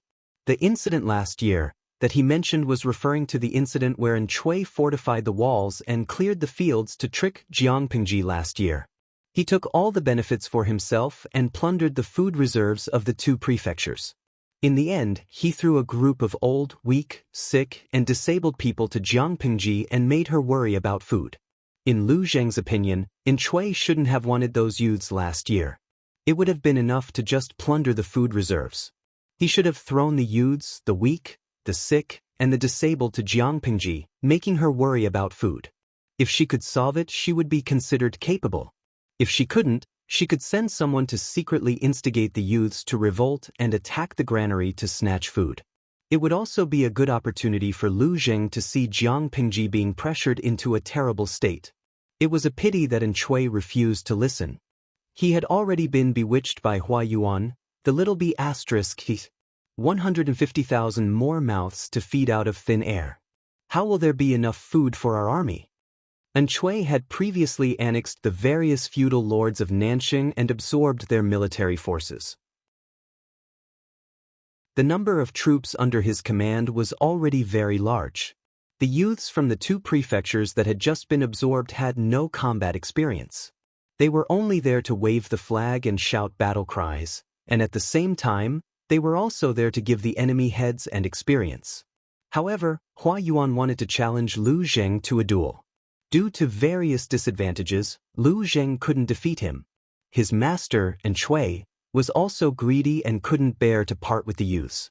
He was afraid that these youths would become Jiangpingji's daggers against him, so he insisted on taking them home and digesting them himself. Look, now you know the consequences of being too greedy and inconsiderate, right? You've lifted a rock and dropped it on your own feet. Lu Zheng felt a little stuffy in his chest, as if someone had stabbed him with a knife. His lord, Chui, used to be so reliable. Why did he become so arrogant after he became rich? He could be arrogant if he wanted to, but he should at least wait until the dust settled on the enemy, right? The enemy hadn't even knelt down, yet he was the first to lose his cool. Was he planning to give his head to Jiangpingji? Lu Zheng cursed in his heart, but he didn't know if he should say it. Lower your voice. Do you want to die? The man tugged at Lu Zheng's sleeve and warned him in a low voice. He secretly raised his head and glanced in Chui's direction. He realized that Chui was looking in his direction. His pitch-black eyes were devoid of any emotion. Under such a gaze, he couldn't help but shiver. He quickly lowered his head to avoid eye contact. Lu Zheng tightened his grip on the reins and snorted coldly in a low voice. It's time for you to change your personality. It's not like you don't know the Lord's temperament. If you insist on being stubborn, you'll be the one who suffers. The onlooker sees the game more clearly than the person directly involved. Why was Chui close to Hua Yuan and distant from Lu Zheng? It wasn't because Lu Zheng wasn't capable enough. It was clearly because Lu Zheng's temperament had made his lord, Chui, unhappy for a long time. He felt that Lu Zheng might be put in a difficult position again. As it turned out, Chui wasn't as petty as he thought. Indeed, he didn't like Lu Zheng, but he wouldn't ignore the bigger picture and leave such a capable person like Lu Zheng to rot in a corner. Now was the time to use people. Lu Zheng still had to use him when he needed to. Chapter 1658. It was the 6th year of Taikong. It was a chilly spring. Spring had arrived in the south of Yonghua, but the northern border was still snowing. The snow was up to his ankles. Nie Yang thought that after death, his soul would return to the netherworld. He would walk on the bridge of helplessness, drink Meng Po's soup, forget the past, and be reborn. In the end, he was still too young. Nie Yang was the legitimate son of the Nie family's third branch. Although he was not valued by his elders, he was well-dressed and had never suffered. He was sent to Jiangpingji by Nie Qing to die. He only had time to say his last words before he was decapitated. He felt a chill on his neck. After some time, he regained consciousness. Not only was his neck cold, but his limbs were even colder. It was as if he was in an ice cave. He struggled to open his eyes and saw the broken roof of the house. When he turned his eyes, he saw that the room was pitch black. Nie Yang was shocked. He was surprised that hell was like this. He used all his strength to push himself up from the bed. He was shocked. Underneath him was a bed made of dried grass and firewood. His body was covered with something black and smelly. His hands, which were exposed from his sleeves, were cracked and frostbitten. Not only that, but he also found that his feet were bare. His ankles and soles were blue from the cold. Could it be that Lord Lanting was so stingy that he didn't even leave clothes for me? Nie Yang murmured. As soon as he said it, he was shocked by his own voice. In his previous life, Nie Yang's voice was not as elegant as Nie Qing's, but it was full of youthful vigor. What about now? He sounded like he was about 6 or 7 years old. Although his voice was hoarse, it could not hide his childishness. At that moment, Nie Yang realized that his limbs had shrunk. He used all his strength to get up. From the corner of his eyes, he saw white snow outside the broken window. He could vaguely see well-dressed people walking by. Nie Yang was at a loss for a while. He panicked and realized that the situation was different from what he had imagined. Could it be, this isn't hell? When Nie Yang tried to go out, he felt a sharp pain in his head. An unfamiliar and slightly blurry memory filled his brain. It really isn't hell. After a long while, Nie Yang revealed a shocked and panicked expression. He looked like he was about to cry, but he wasn't. He was at a loss. Nie Yang died at the hands of Jiangpingji. After his death, his soul did not return to the underworld. Instead, he was reborn in a completely unfamiliar dynasty. This body was that of a beggar. His parents died of famine, and he relied on stealing and the support of kind-hearted people to survive. Life was so difficult. The child beggar tried his best to survive, but he was still frozen to death by the sudden snowfall last night. When he woke up again, his inner core had become Nie Yang.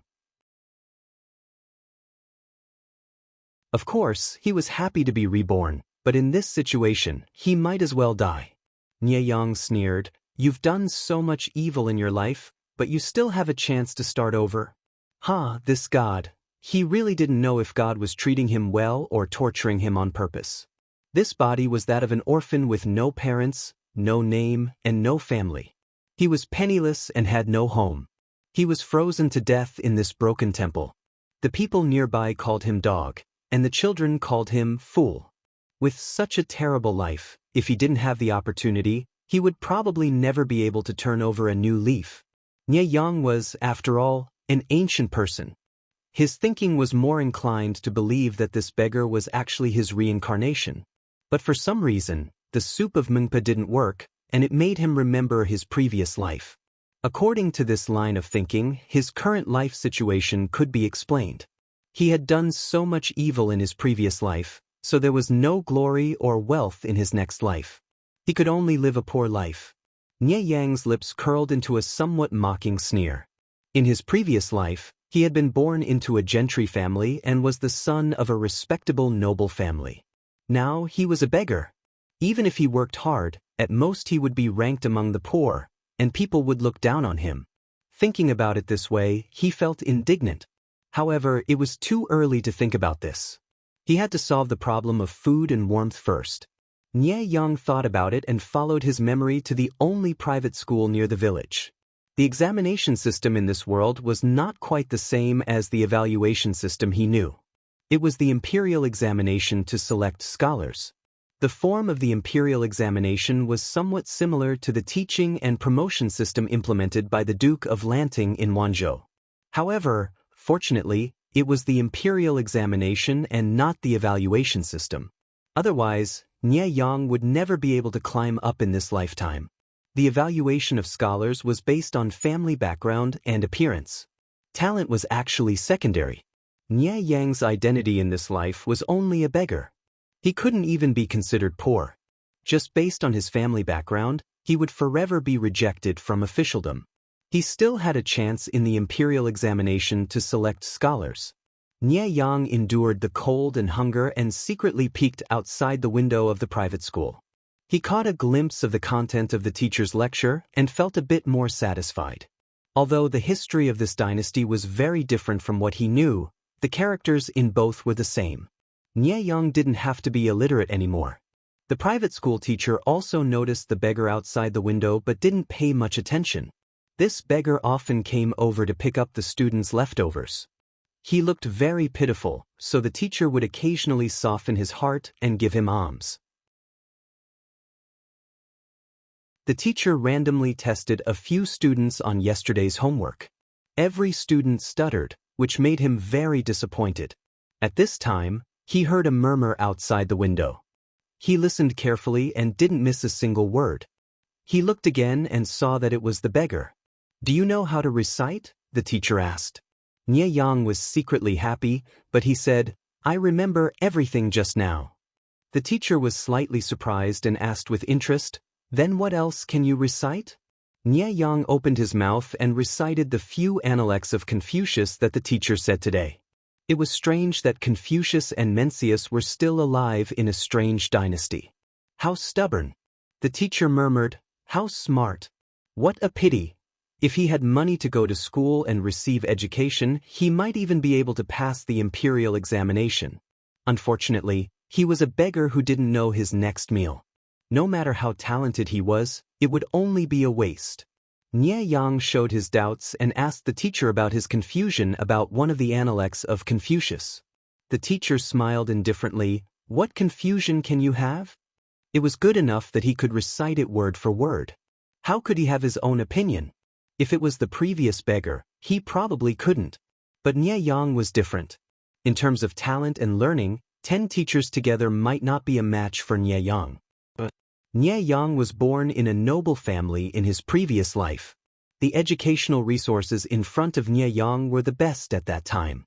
He received an elite education and never lacked writing brushes, ink, and paper. The teachers were all famous scholars and he could read the rare books of the poor. Not to mention that Nie Yang was talented. Even if he was stupid, with so many educational resources, he would be much better than the ordinary poor. The teacher in front of him had studied hard for more than 10 years and failed several provincial examinations. He was discouraged and came back to teach. Nie Yang's acting skills were beyond doubt. Even if he was at a disadvantage, he could still create the most suitable opportunity. The teacher was shocked after hearing this.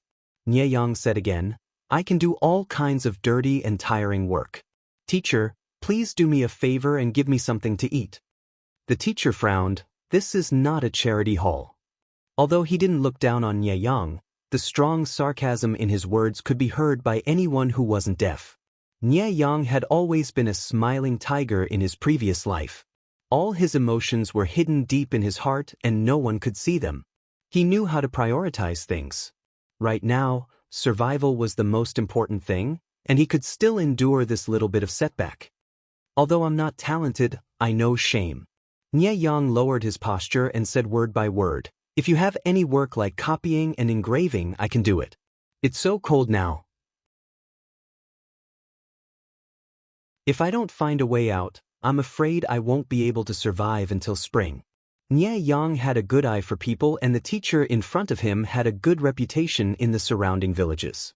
He could play the emotional card. Sure enough, the teacher heard Nie Yang's words and asked him, "You can copy and engrave?" Nie Yang nodded and showed his 2 frostbitten hands. He said awkwardly, "I can write. I used to secretly watch the teacher teach and practiced with a branch for a long time. But my hands are a little hard from the cold. If I write with a pen, I'm afraid it won't look good." The teacher looked down at Nie Yang's hands. They were almost black from the cold. The cracks and frostbites made people feel sorry for him. Thinking of this, he felt pity for him. If this child could really copy well, it would be fine to give him some food to eat. Words were no proof. Even if the teacher was a kind person, he would not believe Nie Yang's words. He still had to test his handwriting. The teacher did not think that a child who had not gone through systematic learning could write well. Nie Yang felt relieved when he saw the teacher's attitude soften. He endured the pain and washed the stains off his hands and arms with ice and snow. Then he rolled up his sleeves and started writing so that the table, paper, and pen would not be dirted. Nie Yang's attitude was sincere and kind. The teacher liked him a lot. Nie Yang's handwriting was good. After all, he was a student of a famous calligrapher. It was just that he had changed his body and his wrist strength was not good enough. He could not write as well as he did in his previous life. Even so, the teacher was still shocked. Nie Yang was from an aristocratic family. He was best at writing two types of characters. One was the popular Wan Ti in Zhongzhou, and the other was the Mot. These two types of characters were created by Zhongzhou's modern calligrapher. The person who created the Wan Ti was a woman from an aristocratic family. At that time, the 4 self-accomplishment classics for women had not been created. Women from aristocratic families had a high status. This lady's handwriting was charming and graceful. Many noble ladies followed her example. Many young aristocratic families who pursued fashion also liked to copy and learn. Nie Yang was also a fan. His Wan Ti was more charming than many women's. The calligrapher who created the Mot was Nie Yang's teacher. At the same time, it was also the character that Nie Yang wrote the most. This type of character was famous for being thick, square, and clear. Nie Yang studied the Mot to hide his true nature. After all, people said, calligraphy is like the person. One could see a person's nature through his calligraphy. Reality proved that this was nonsense. Nie Yang had learned 70% of his teacher's Mot. Outsiders thought that he was a gentleman. Who knew that he was a scheming villain? At this time, the calligraphy was naturally Nie Yang's best Mot. Did you really practice it yourself? The headmaster looked at Nie Yang with a complicated expression. He did not know that this beggar had such a talent. He had almost been buried. Nie Yang nodded and twisted his fingers pitifully. He said pitifully, "I beg the headmaster of the academy to do me a favor and let me have a meal." The headmaster sighed. "Forget it. I'll leave the copying and engraving to you. 2 meals a day. Is that okay?" Nie Yang smiled. "Thank you, headmaster. If I have a chance in the future, I will not forget your kindness." "A chance in the future?" The headmaster smiled and waved his hand. "It's not that simple. Take care of yourself first." Why did Nie Yang set the private school as his goal? Because he needed a way out. He was not willing to be an ordinary person. If he did not work hard to find a way out, would he freeze to death or starve to death in the ruined temple? The private school had some books. Nie Yang helped here. He could read the books and understand the details of this era. He could also solve the problem of food and clothing. He looked at the rice paper on the table and sighed in his heart. Although there was paper in his previous life, it was very precious and produced in small quantities. Many small gentry families could only use thick bamboo slips to carve words. At this moment, even a scholar from a poor family who taught in a private school could use such uniform and fine paper. It could be seen that the overall standard of this era was much better than in his previous life. His hands and feet were itchy and painful from frostbite, but Nie Yang did not seem to feel it. He began to copy as usual. At first, he was not used to it. After a whole afternoon, he was much faster. After a while, the headmaster brought him a set of clothes that had been washed white. There were 2 wooden boxes on the clothes. "You can wear this set of clothes. There is also some ointment for frostbite." The headmaster asked him, "Do you have a place to stay?" "I'm living in a ruined temple 3 miles away. That ruined temple is drafty." "What's the difference between living there and living in the open?" The headmaster frowned. A ruined temple could not keep out the wind and rain. Living there would be courting death. "If you don't mind, you can stay in the woodshed. We'll decide when the weather gets warmer." Nie Yang's eyes showed gratitude. He said sincerely, "Thank you, headmaster."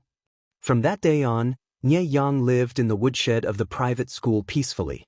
During the day, he diligently copied the books that the headmaster borrowed from everywhere. At the same time, he secretly recorded the contents of the books. The headmaster provided 2 meals a day, but the portions were always sufficient. Unknowingly, it was March. One day, school ended. The headmaster went to the town to run some errands. Nie Yang did not have any tasks, so he lay in the corridor and took a light nap. When he opened his eyes, the sky was already red. The headmaster sat beside him and looked at him. "You've been here for more than a month, but I still don't know your name." Nie Yang said, "My surname is Nie, and my first name is Yang." His parents died early in this life and they did not have time to choose a name. Nie Yang did not know their surnames, so he simply used the surnames of his previous life. Nie Yang? There are many Westerners. The river is vast and it flows northward. The headmaster smiled. It's a wonderful scene. After a pause, the headmaster asked him, "Do you have any other family members?" Nie Yang was startled and shook his head. No, he was already alone and deserted by everyone. How could he have any other family members? When I heard you murmuring "Ye Qing" in your dream, I thought it was your living relative. The headmaster said regretfully, "You're very talented. If your family is willing to support you in your studies, you can still have a future in the officialdom. Even if you don't bring glory to your ancestors, at least you won't have to worry about food and clothing." When the headmaster said the two words, "Nie Qing," Nie Yang's face turned completely white, without any color. Ever since he woke up, he had been busy making a living. In the dead of night, he restrained himself from thinking about his previous life. Who would have thought that he was actually talking in his sleep? What's wrong? Do you feel uncomfortable? Thank you for your concern, headmaster. I'm fine. It's just that I suddenly thought of my cousin and felt very sad.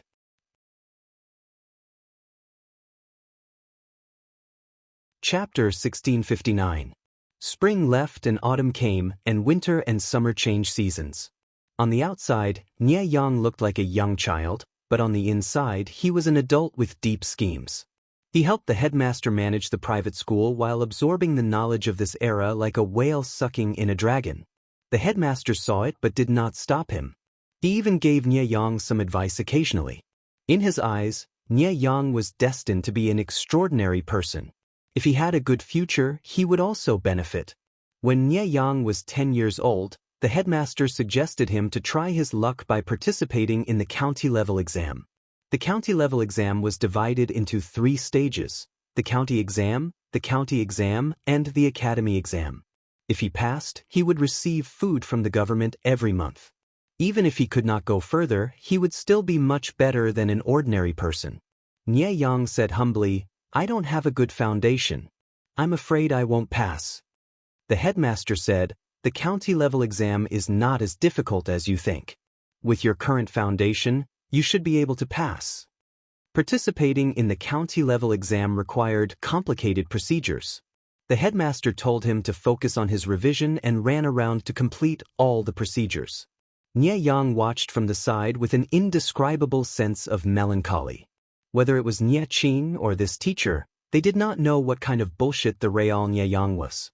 The headmaster lent Nie Yang some money and gave him a lift to participate in the county-level exam. As the headmaster expected, the county-level exam was not difficult. It was not a challenge for Nie Yang at all. He passed the first exam and became a gifted student. At the same time, he became the youngest in that year and was known as a genius. Nie Yang's life improved a lot since he was a gifted student. He stayed in the private school to make a living and spent more time studying every day. After preparing for the exam for several years, Nie Yang took the autumn county exam at the age of 16 and passed the top scorer. Then he took the spring exam and passed the top scorer. He performed very well in the palace exam, and the emperor wanted to help him pass 3 top scorers in a row. Thus, Nie Yang was promoted to the top scorer. He passed 3 top scorers in a row before he was 20. Suddenly, Nie Yang's social status rose and many people tried to rope him in. Outsiders all thought that Nie Yang would become arrogant because of this. Who would have thought that this little Zhuangyan would be able to keep his composure and conduct himself with the demeanor of a great family? If he was thrown into the crowd of nobles in the capital, just by looking at his temperament, it would be hard to tell that Nie Yang was once a beggar. He would look more like a naturally born rich noble. Nie Yang didn't get carried away because he knew very well that being the top scholar was only an entrance ticket to the officialdom, not a ticket to the finish line. How high he could climb in the future and how much power he could control all depended on his future management. At the Jasper Forest banquet, many people wanted to see what this Zhuangyuan, who had yet to reach the age of 20, looked like. Nie Yang wore a clear and harmless smile on his face as he walked among the nobles with ease. His every movement didn't seem like that of a bookworm who had studied hard, but more like that of an experienced official. Before the court examinations, Nie Yang had tried his best to gather information about the situation in the court. The current emperor's surname was Nie. He was 32 years old when he ascended the throne in the first year of Taikang. He had 5 sons and 3 daughters. The first 4 princes had already reached adulthood. Only the 5th prince, who was also the crown prince born by Empress Yuan, had yet to reach adulthood. Counting them, he was half a year older than Nie Yang. A few years ago, Empress Yuan had died of illness. The emperor had the intention of suppressing Empress Yuan's paternal family, the Duke of Jinghua. In addition, the 4 older princes had entered the court one after another after coming of age. There was a faint tendency to surround and attack the crown prince. The crown prince was only the heir to the throne of the empire. His privileges were only one level lower than the emperor's. However, he was still not the emperor and his life was in danger. Nie Yang had a faint smile on his face. In his heart, he was calculating which prince had the upper hand. However, his calculations still fell through when he heard the name of the crown prince. Nie Qing. It was actually Nie Qing. Nie Yang was very surprised. His hand trembled and wine spilled out. After the Jasper Forest banquet began, the emperor, the crown prince, and the other 4 princes appeared one after another. Nie Yang's expression changed over and over again. There was no other reason. The crown prince's face, figure, manner of speech, and temperament were almost identical to his cousin Nie Qing from his previous life. The difference was that his cousin Nie Qing was a bright and elegant scholar. Like the bright moon, he always had a faint smile on his lips. His every move was a role model for nobles. The crown prince in front of him was indeed similar, but there was a faint hint of melancholy between his brows.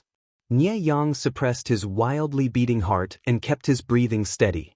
However, he could not bear to look away from the crown prince. Why were they so similar? Could it be that the crown prince was the reincarnation of his cousin Nie Qing? That was also possible. Nie Qing was born rich and did not do evil. It was reasonable for him to be reincarnated into the imperial family and become the crown prince. Nie Yang swallowed nervously. His hands hidden in his sleeves were sweating profusely. His fingers were almost twisted into a ball. "Cousin," Nie Yang murmured, his eyes welling up with tears. The others only thought that he was young and could not hold his liquor. After a few teasing words, they turned their attention to the ranking Ai and Tanhua. In the middle of the Jasper Forest banquet, Nie Yang caught a glimpse of the crown prince getting up to leave. He found an excuse to follow, but was blocked by someone. "Why is the top scholar here?" The crown prince revealed a suspicious look, but the vigilance in his eyes made Nie Yang instantly sober. He was not Nie Qing. No, it should be said that he was not the Nie Qing he knew. Nie Yang's heart raced, but he showed an embarrassed expression. He lowered his head and said in a low voice, "You can't hold my liquor. I drank a little too much just now, but I couldn't find a place to change, so I couldn't ask, so, Your Highness, please forgive me for my lack of manners." The crown prince's expression eased. This was also Nie Yang's fault for looking so harmless that people could not raise their guard. Perhaps it was an ill-fated fate, but Nie Yang looked exactly the same in this life as in his previous life. He naturally knew how to show his harmless side. The crown prince's expression eased after hearing this, and he called for a palace maid to lead the way for Nie Yang. As Nie Yang watched him leave, an indescribable feeling welled up in his heart. He owed so much in his previous life, could he pay it all back in this life? After the Jasper Forest banquet, Nie Yang was appointed to the Hanlin Academy as a secondary class 6th rank. He was in charge of the nation's history, compiling records, and recording the emperor's words and deeds. Simply put, he was a secretary. This position was considered a high starting point for Nie Yang, who had a poor background. If he did not work hard, he would probably squat in this position for the rest of his life. If he did well and won the emperor's favor, then the role and power of this position would not be small. In fact, there were records of top scholars in the past who were secondary class 6th rank for their entire lives. The imperial examinations were just a ticket. After entering this officialdom, how high one could climb in the end depended on one's own ability. Nie Yang smiled and narrowed his eyes, not worried about his future at all. Even though Nie Qing said his temperament was not good, he had to admit that only people with this kind of temperament could do well in the officialdom. In comparison, he was more concerned about the crown prince. Nie Qing, Nie Yang murmured, a trace of determination flashing in his eyes. Regardless of whether this crown prince was the reincarnation of his cousin, he had to help him ascend to the throne. This way, perhaps they would not owe each other anything. Nie Yang's temperament was born for officialdom. In other words, he was born for this bowl of rice. In just half a year, he had seen through the emperor's thoughts and became a trusted official of the emperor. His future was limitless. The nobles in the court tried to rope in this new noble, and the 4 adult princes also tried to extend an olive branch to him. Nie Yang did not refuse, nor did he give a definite answer. He obediently did his job. Because he had become a Hanlin Academy scholar, Nie Yang and the crown prince had more opportunities to meet. Because they were close in age, they had more topics to talk about than others, and they could occasionally talk. After some contact, Nie Yang had a deeper understanding of the crown prince's position. In short, it was not optimistic. Empress Yuan was dead, his mother's family was continuously suppressed, the 4 older royal brothers were pressuring him step by step, and the emperor's attitude towards the crown prince was becoming more and more ambiguous. In such a situation where he was besieged on all sides, not to mention this crown prince, anyone else would be forced to become irritable. Nie Yang waited for the crown prince to recruit him, but after waiting for half a year, the crown prince did not even let out a fart. He really could not wait any longer, so Nie Yang took the initiative to attack, hinting that there was a problem with Nie Qing's camp. The crown prince was dazed for a moment, then smiled warmly. I heard that Zhong Yi had refused 4 royal brothers in succession. This solitude was curious and guessed that Zhong Yi had other plans, such as wholeheartedly loyal to imperial father. I did not expect that Zhong Yi would like this solitude. This solitude's current situation will disappoint you. The crown prince was the heir to the throne and was outstanding in all aspects. In Nie Yang's view, he was no different from his own cousin. If not for the surrounding scene reminding him, he would have thought that the 2 of them had returned to their previous life. Nie Yang's heart moved slightly. He had not thought that the crown prince would be so clear about his situation. Since it was so, why didn't he think of a way to save himself? In Nie Yang's view, the crown prince's recent attitude was somewhat passive. Your Highness's words are incorrect. You are the crown prince, the legitimate son of Empress Yuan, the heir to the throne, the rightful successor. Nie Yang said word by word, as long as your Highness is patient and wholeheartedly serves the emperor, father, the court, and the people, how can the 4 princes surpass you? This was not passive resistance, this was called not changing, not fighting was fighting. Nie Qing's heart surged with waves of warmth, his eyes filled with rare sincerity. Grand Tutor, Grandfather and the others also said similar things, but at that time, this solitude felt distraught and did not listen. When Zhong Yi said these words, this solitude had a different experience. When the crown prince met his gaze, he felt an indescribable sense of familiarity. He had not been in frequent contact with this Hanlin Academy cultivator, but he unconsciously trusted the other, as if they were old friends from a previous life. If your Highness pays attention to the fight for the throne, you will be at a disadvantage. Nie Yang said, you are the heir to the throne, this is what you were born with, why do you need to fight endlessly with the princes? There is no harm in looking at the world, the people's livelihood, this is the breadth of mind of an emperor. This subject thinks. His Majesty may be using this to train you. The foreign forces are powerful, they can help your Highness now, but in the future they will be a hindrance. The crown prince's brows furrowed, showing some anger. Nie Yang, do you know what you are saying? Sowing discord between him and his mother's family? Nie Yang said, I know very well. The crown prince said, then you still dare to say it? Nie Yang said, there are some things that I know should not be said, but I still have to say them. This subject serves the emperor wholeheartedly, you are the legitimate heir, naturally I have to plan for you. The crown prince choked, but he could not deny that Nie Yang's words swept away the anxiety of recent years, calming his heart. I don't know why. The crown prince looked deeply at Nie Qing. This solitude has a feeling that you seem to be looking at someone.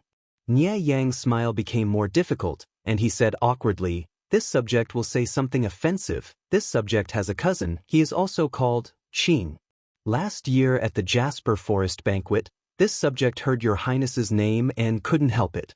Thus, this subject feels especially close to your highness. Please forgive me, your highness." The crown prince did not expect this reason, and raised a hand to help Nie Yang, who was bowing in apology, up.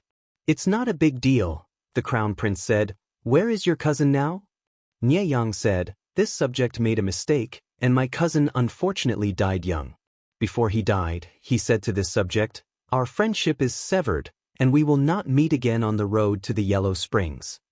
The crown prince was not angry at being offended, but rather curious what Nie Yang had done to make his cousin say such harsh words. "No, it is not my cousin's fault. Although this subject has a clear conscience, to my cousin, this is indeed an unforgivable crime. Zhong Yi is like a woman, crying just like that?" Probably because the matter had been explained, the crown prince's attitude towards Nie Yang became much gentler. Nie Yang was shocked to find that he had unknowingly shed tears, and he immediately felt somewhat embarrassed. "I will not hide it from Zhong Yi." When this solitude first saw Zhong Yi, there was a faint sense of familiarity. When Nie Yang heard this, his eyes widened in shock. Regardless of whether this crown prince was speaking the truth or not, Nie Yang decided to bet all his chips on him. As the emperor grew older, the fight for the throne became more and more serious, and Nie Yang took advantage of this demonic wind to soar.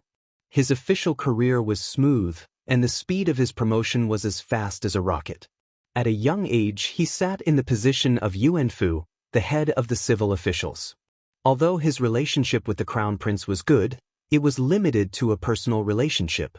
When it came to politics, they still fought. The civil and military officials were confused by this. The crown prince's presence was still very low, and his position seemed to be on the verge of collapse, but the old emperor did not show any intention of removing him. He was not anxious, but the four older princes were. Nie Yang smiled coldly as he watched on.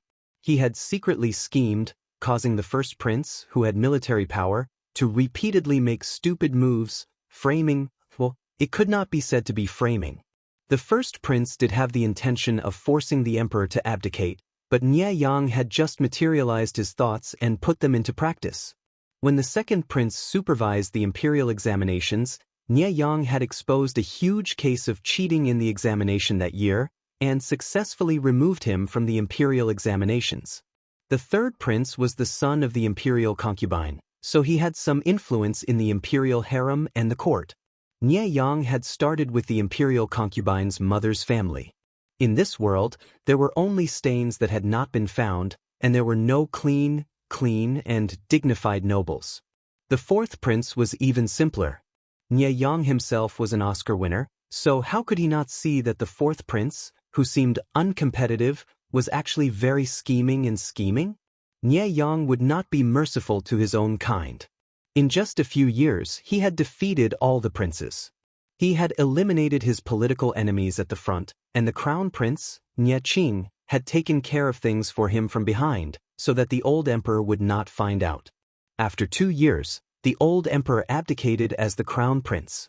The court was shaken, and Nie Yang was stunned.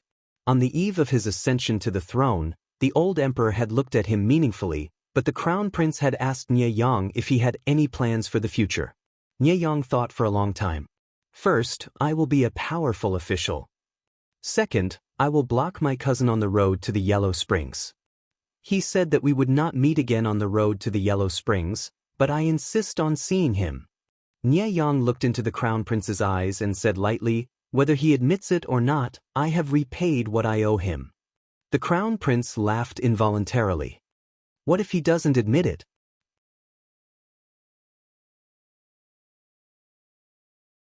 Chapter 1660. Lu Zheng might have known what An Chui was thinking. However, what could he do even if he knew? Lu Zheng was a hot-tempered and arrogant man. He would not lower his bottom line just to please An Chui, even if An Chui was his lord. It wasn't that he didn't know why his relationship with Chui had become so stiff, and it wasn't that he didn't have a way to fix it. The reason why he hadn't taken any action was because he knew very well that the crux of the problem between him and Chui was that they had different ideals. There was no solution to this problem.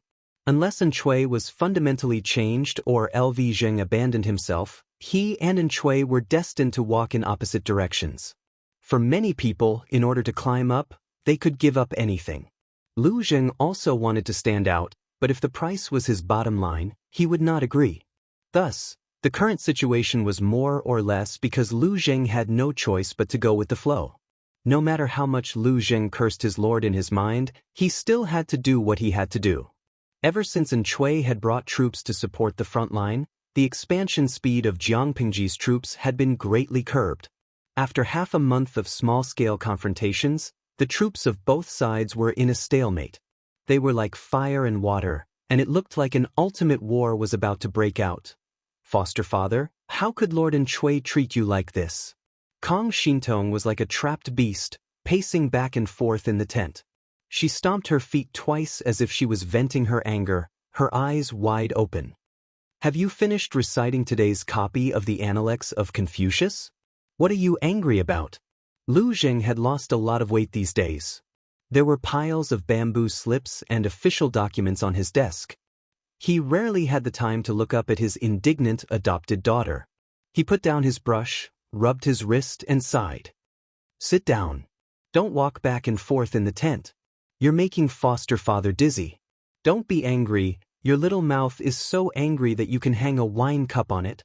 How could Kong Xintong endure this? She had been staying in Lu Zheng's tent for the past few days. Even if she were to leave, she would bring guards with her to protect herself. Come here and help me tidy up these bamboo slips. Sort them out and tidy them up. Lu Zheng waved at Kong Xintong, trying to persuade his adopted daughter not to get angry so easily. There was really no need to be calculative with Chui. Kong Xintong was about to cry from anger. She hadn't come to the front line, so she didn't know that her foster father was in such a bad situation. Chui, that pig trotter, was a complete scumbag. Did he really think that his godfather was a brick, moving wherever he was needed? The enemy's momentum was fierce, but it was only thanks to Yifu's ingenious plan and the arrangement of the troops that they managed to stabilize the situation, breaking the enemy's momentum and stopping their advance. As soon as the battle formation was stabilized, Chui could not wait to throw Lu Zheng, who was supervising the battle, to the rear to deal with trivial matters. There were so many matters that Lu Zheng had to stay up all night to fight. Kong Xintong could not see anything else. She could only see that Chui had shamelessly taken credit and glory from his subjects. What a shameless pig trotter! Kong Xintong watched as her foster father lost weight. Even if he was busy, he still grabbed hold of her studies and answered her questions. How could she not be touched? His adoptive father was such a good man, so why was Chui so guarded against him? Did Chui really think that his foster father couldn't be anyone else but him? Godfather, your daughter is coming. Kong Xintong was about to say something, but she forcefully held back her words and obediently helped Lu Zheng share his burden. After busying herself for a while and clearing away some of the bamboo slips that had piled up like a mountain on the table, Lu Zheng heaved a sigh of relief. He had the time to discipline his foster daughter. This is a military camp, and there are openings in all directions. Remember to be careful with your words and actions, lest the Lord hears what you shouldn't say. Lu Zheng lectured his foster daughter with a stern expression. Kong Xintong hung her head dejectedly and obediently complied. Lu Zheng said, "Actually, it's fine if I'm not at the front of the battle formation. There are many talents in the Lord's camp. Naturally, he can stabilize the situation." Kong Xintong said, "You're kind. You're still covering up for them at this time." She had seen how good Lu Zheng was. In her heart, apart from her idol, Jiang Pingji, Lu Zheng was the best. The outcome of the battle isn't something that can be decided by one person. At most, I've prevented them from being schemed against by the enemy, but you can't say that this is all my credit. Speaking up to this point, Lu Zheng paused and added, "Moreover, Lu Shi has yet to appear at the front of the battle formation." Kong Xintong's gaze was filled with doubt. This fellow. There are few who are better at fighting than him, and there are few who are smarter than him. Based on his past experiences, wherever there's a war to fight, he'll be there. Lu Zheng muttered, looking at the enemies everywhere. Zhongzhao has basically been defeated. Other than the Lord's Nanxing, he has no other battlefield to join in the fun. The two armies have been at war for more than a month, but there's no trace of him in the various battlefields. It's really strange. In the past, Jiang Pingji was too active. Now that she was suddenly as quiet as a chicken, Lu Zheng felt uneasy. Foster father, you mean? Kang Xintong thought that her foster father would say something groundbreaking, but unexpectedly, either he's injured or he's pregnant. However, it's not the first time that Lu Shi has pretended to be sick to deceive people. He's so good at fighting, so it's ridiculous that he's injured or sick. On the contrary, the probability of him being pregnant is higher. Otherwise, I really can't think of why he hasn't appeared at the front of the battle formation. Kang Xintong was speechless. A normal lord wouldn't run to the front to fight with the enemy, right? Besides, why is the probability of him being pregnant higher than being injured? Can't he not appear at the front because he wants to be a good lord? Perhaps there's another plot? For example, to divert attention and sneak attack our army after deceiving everyone? Lu Zheng couldn't help but roll his eyes. The terrain here is open and flat. If there's a sneak attack, his tracks will be exposed before he even gets close. He'll become a hedgehog. No matter what, Lu Zheng was from Langyi Academy. He was one of Master Yuanjing's disciples. His foundation was solid, and his knowledge of setting up a camp was perfect. When he chose to set up camp here, he naturally considered the possibility of the enemy launching a sneak attack. Kang Xintong responded with an "oh," and faintly heard Lu Zheng muttering in a low voice. Something's wrong. How can he be peaceful? Kang Xintong said, Foster father, I have something to say, but I don't know if I should say it. If you don't want to say it, then don't. Lu Zheng imitated Jiang Pingji's words. Seeing Kang Xintong's face turn red and her anxious and flustered appearance, he couldn't help but curse Jiang Pingji for leading him astray. He changed his words and said, I'm just teasing you. Just say what you want to say. Don't hide it. Kang Xintong took a deep breath. Foster father, since you're close to the Duke of Lanting, and Lord Enchui treats you so poorly, why do you have to do this? Why don't you make use of our friendship as classmates and make contributions? No matter what, the Duke of Lanting will think highly of you. Lu Zheng's face turned cold, but he didn't get angry and he didn't reprimand her. He just said with a cold face, compared to Fang Ji, you seem more like a lobbyist sent by Lu Shi. Whose foster daughter are you?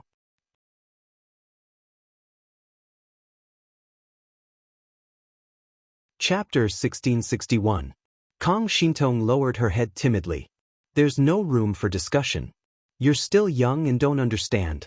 Slate, go and rest. Lu Zheng ordered for her to be driven away.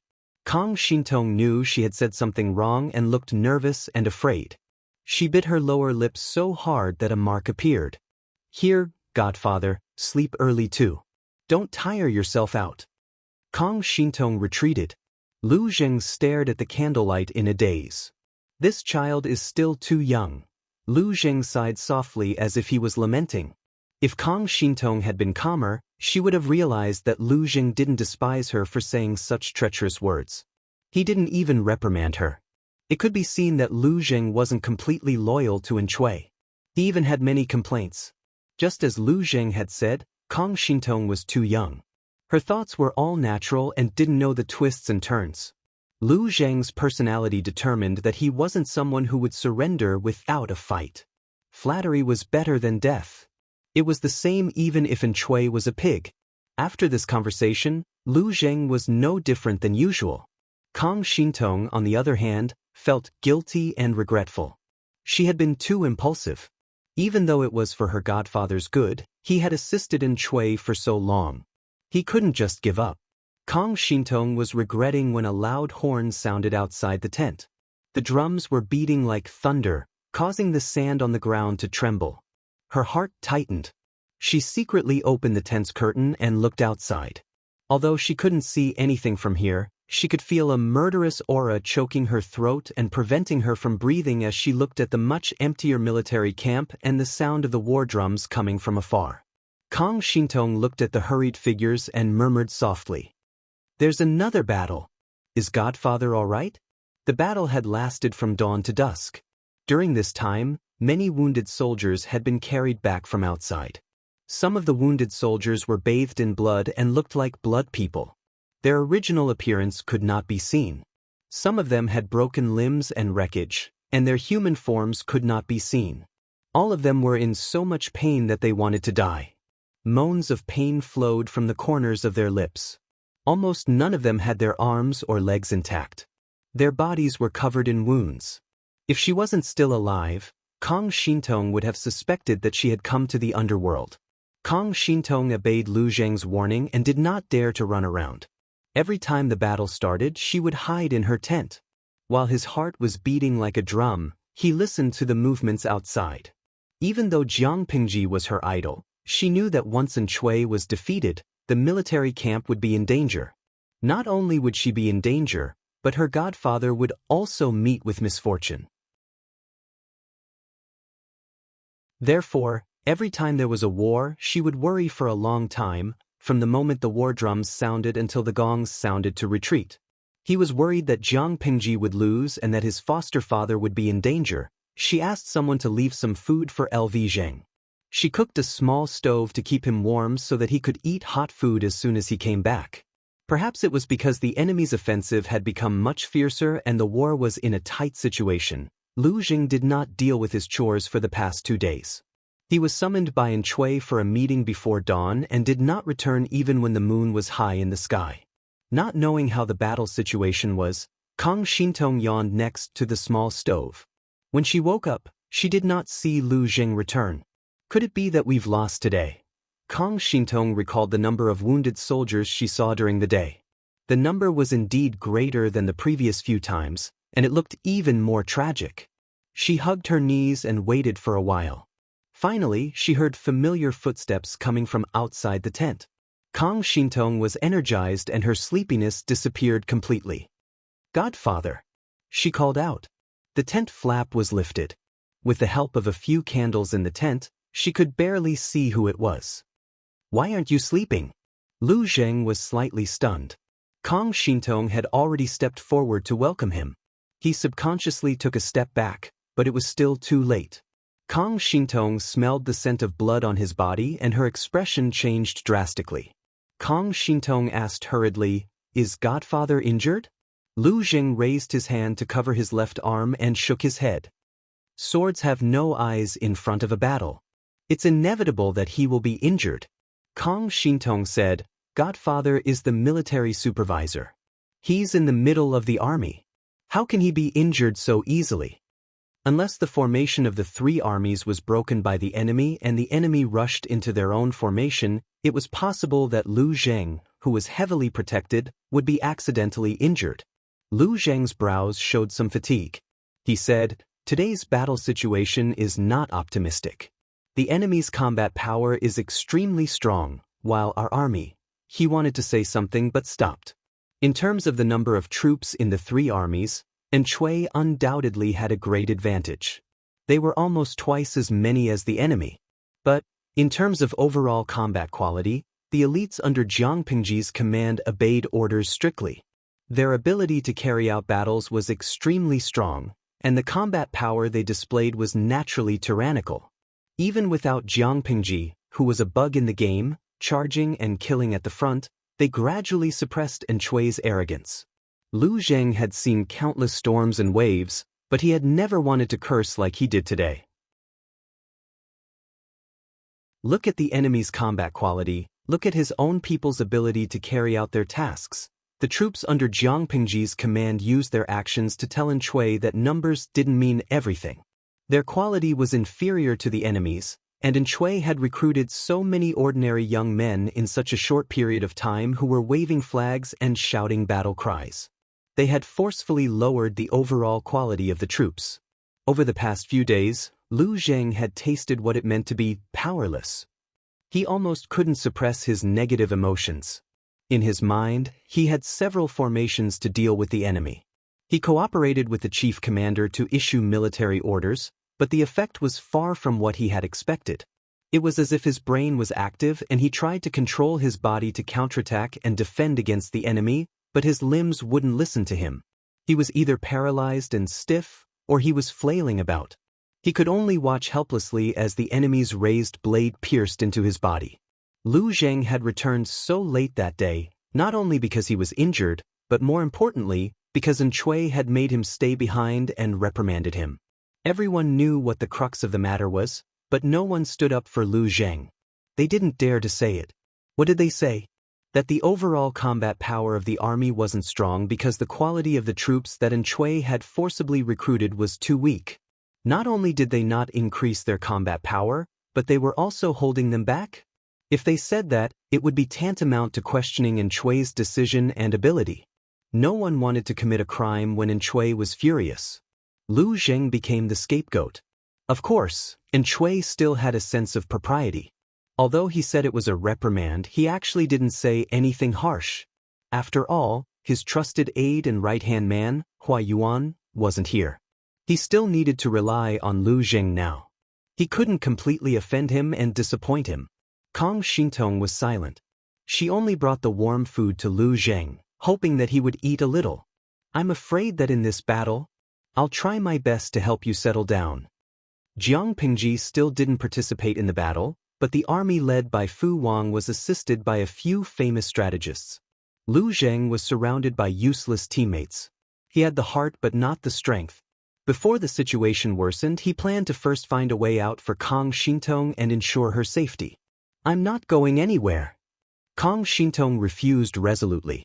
Lu Zheng ate in silence, neither agreeing nor disagreeing.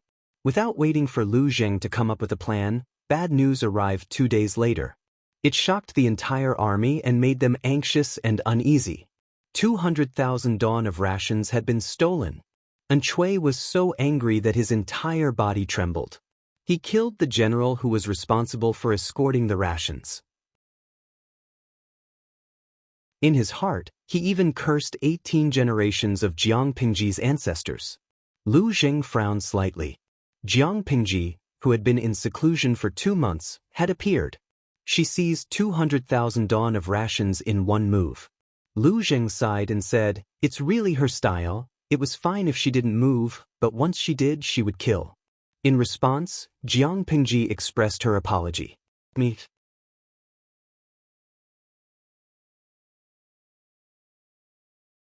Chapter 1662. Your Highness, please spare me. I'm really wronged. Lu Zheng had received the news that the rations had been robbed and hurried over, just in time to see 2 soldiers dragging the tied-up general out to be dealt with according to military law. The general knew he was going to die, but he refused to give up hope of survival.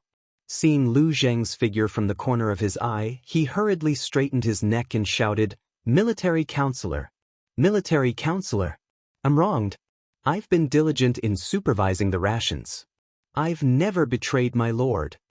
Hearing him shout, Lu Zheng's feet paused, his wooden clogs making a muffled sound on the gravel. The general struggled and said, "It's not my fault that the rations were leaked. Military counselor, save me. I'm really wronged. The rations were fake. They were switched long ago. I'm wronged. Military counselor, save me." Lu Zheng regained his composure after just one breath. He lifted the curtain of the main tent and bent over to enter. He was late. The tent was already filled with people, but many of them had grave expressions and didn't even notice his arrival. Chui had just ordered the execution of the general and was still angry. Seeing that Lu Zheng was late, he was even more displeased. He hadn't expected Lu Zheng's tent to be set up so far away from the commander's tent. Even if Lu Zheng had jogged all the way here, he wouldn't have arrived so quickly. Of course, as a qualified scumbag, Chui wouldn't find fault with himself. Ordering people he didn't like to come and go at his beck and call was the typical behavior of a scumbag. When there was nothing to do, he ignored Lu Zheng. When there was something to do, he spoke intimately. He suppressed his displeasure and asked for a solution in a low voice. His eyes seemed to flow with pure trust. Lu Zheng had long been used to Chui's behavior. While sighing that his lord was a drama queen and every inch of her was an actor, he bowed in shame and said, "I heard about the rations being robbed and rushed here. I didn't have time to understand the details."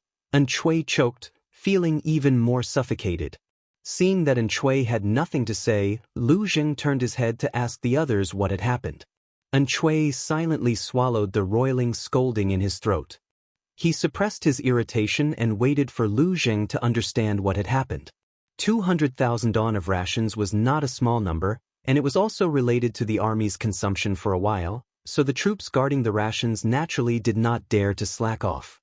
Unfortunately, no matter how hard they tried, they still failed to defend against the enemy. When the grain transport army was about to arrive, they were robbed by the enemy. Everyone thought that it was Jiang Pingji's masterpiece with her execution ability. Jiang Pingji's status rose along with the tide. The things she had done were studied under a magnifying glass and analyzed over and over again.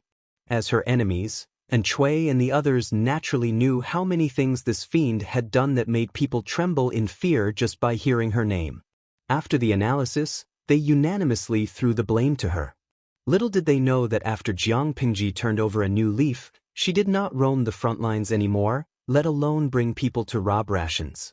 It was true that the people under her command had robbed the rations, but she was not the one who had benefited from the rations. Lu Zheng was keenly aware that something was wrong. He furrowed his brows and asked the people around him. After a while, he said to Chui, "My lord, there are still doubtful points in this matter. I sincerely ask my lord to retract your order and spare General Chai's life for now." Chui almost fainted from anger. He could not suppress his temper and reprimanded Lu Zheng for having ulterior motives in front of everyone. General Chai, whom Lu Zheng had accused of collaborating with the enemy and betraying his lord, should be killed if not this kind of person? Kill Lu Zheng? Chui did not expect Lu Zheng to plead for mercy on General Chai's behalf. He was even more furious. "I sincerely ask my lord to listen to me. There are many doubtful points in this matter. My lord should treat it with caution." Lu Zheng looked like he was going by the book. His tone was indifferent. "The matter of the rations is a secret of our army. How did the enemy know so much about it and catch General Chai off guard?" Chui laughed coldly and asked in return, "This person even has a letter of collaboration with the enemy and betrayal of his lord. How do you think Lu Shi knows so much about it?" The enemy could tell at a glance that this had been planned for a long time. There must have been an insider who leaked information to them. Who else could it be other than General Chai, who had irrefutable evidence? He really did not know what was wrong with such a stupid question. Lu Zheng said, "In that case, after the rations were stolen, why didn't he take the opportunity to be captured by Lu Shi and escape from his predicament? Instead, he led an army to break out of the encirclement and pass the news to my lord, causing him to be killed in the end. Also, General Chai said that the rations were fake. What's going on?" Chui said angrily, "It's just a traitor's way of survival and framing others." Lu Zheng did not think so. When the enemy had launched a sneak attack, General Chai had tried his best to protect the rations. However, the enemy had the advantage of time, place, and people.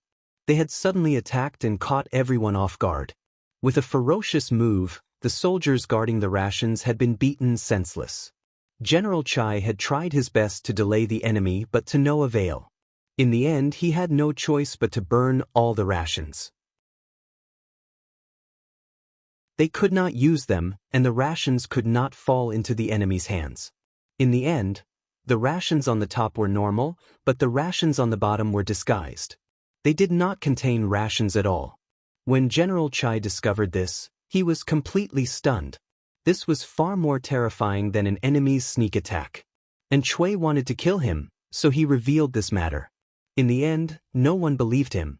Framing others? Framing who? Lu Zheng said in a low voice. No matter how protective the Lord is, he should not be biased at a time like this. The person in charge of the rations was Hua Yuan. If the rations Hua Yuan had prepared were real, then General Chai was the liar. On the other hand, this problematic batch of rations had been prepared by Hua Yuan. Perhaps the one who leaked the details of the rations and attracted the enemy's precise attack was Hua Yuan. After some maneuvering, this batch of 200,000 don of rations was rightfully taken by Hua Yuan. Of course, and Chui was not the only one who did not believe this. The others did not believe it either. What would Hua Yuan gain by doing this? They did not know, but Lu Jing did. That madman's inner core was Lu Shi. What did he gain by seizing the rations and heartlessly betraying his teammates? This monster was preparing to ascend to the heavens. Of course, even if Lu Zheng told the others that Hua Yuan's essence had been divided into Lu Shi, no one would believe him. Instead, they would think that he was using clumsy and underhanded methods to suppress Hua Yuan. Lu Zheng could not be bothered with this thankless task. Do whatever you want. He had lost all hope in his teammates. And Chui was so angry that he was about to ascend to the heavens. What did Lu Jing mean by this? Was he reprimanding him for being biased in front of everyone? They did not know that Jiang Pengji was also very angry. The anger levels of the two feudal lords had reached a delicate balance. Jiang Pengji looked at the rations that Li Yun had snatched back, and her face darkened. Lu Shaoyin has eaten a lot of pig's brains over the years. His brain is quite nourished. He even schemed against me. She gritted her teeth so hard that they made a ringing sound. The rations that she had spent so much effort to steal were actually fake. Her efforts had become a joke. After thinking about it, she locked her target on Lu Zheng. After all, this kind of underhanded plotting was indeed like him. No matter how big her brain was, she could not have guessed that in Chui's official, Hua Yuan's essence, had created a Lu Shi and was secretly preparing to cause trouble. The real mastermind, Hua Yuan, stared coldly at the small porcelain bottle in his hand and smiled. What is this? The Xichang Emperor's concubine asked anxiously. Hua Yuan said, poison. The Xichang Emperor's concubine stuck out her belly and trembled. She asked fearfully, to whom? Hua Yuan laughed. Guess. The Emperor's concubine was speechless.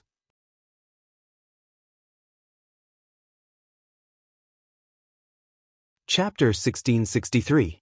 This poison is for Chui? The Xichang Emperor's concubine knew that Hua Yuan was ambitious, but she didn't expect him to be so decisive.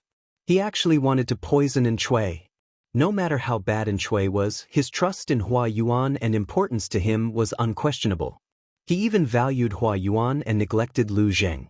Now, Hua Yuan wanted Hua Yuan dead for some unknown reason. The Xichang Emperor's concubine shuddered at the thought of it. On second thought, Hua Yuan had forced her to do something even more disgusting. It didn't seem out of line for this person to have the ambition to kill her lord. Hua Yuan glanced at the Xichang Emperor's concubine, his thin lips curving into a smile. The golden light shone on his face, forming a faint halo. He looked like a god. Xichang's emperor concubine felt even more complicated when she saw this. Heaven had given Hua Yuan an outstanding appearance, an elegant demeanor, and even extraordinary intelligence. Yet, such a beautiful appearance hid such filth and filth. One could not help but sigh. As the Xichang Emperor's concubine's thoughts ran wild, she heard Hua Yuan's calm reply. Why would the side lady think that I want to poison my lord to death? My lord has treated me well. A drop of water should be repaid with a spring. The Xichang Emperor's concubine choked.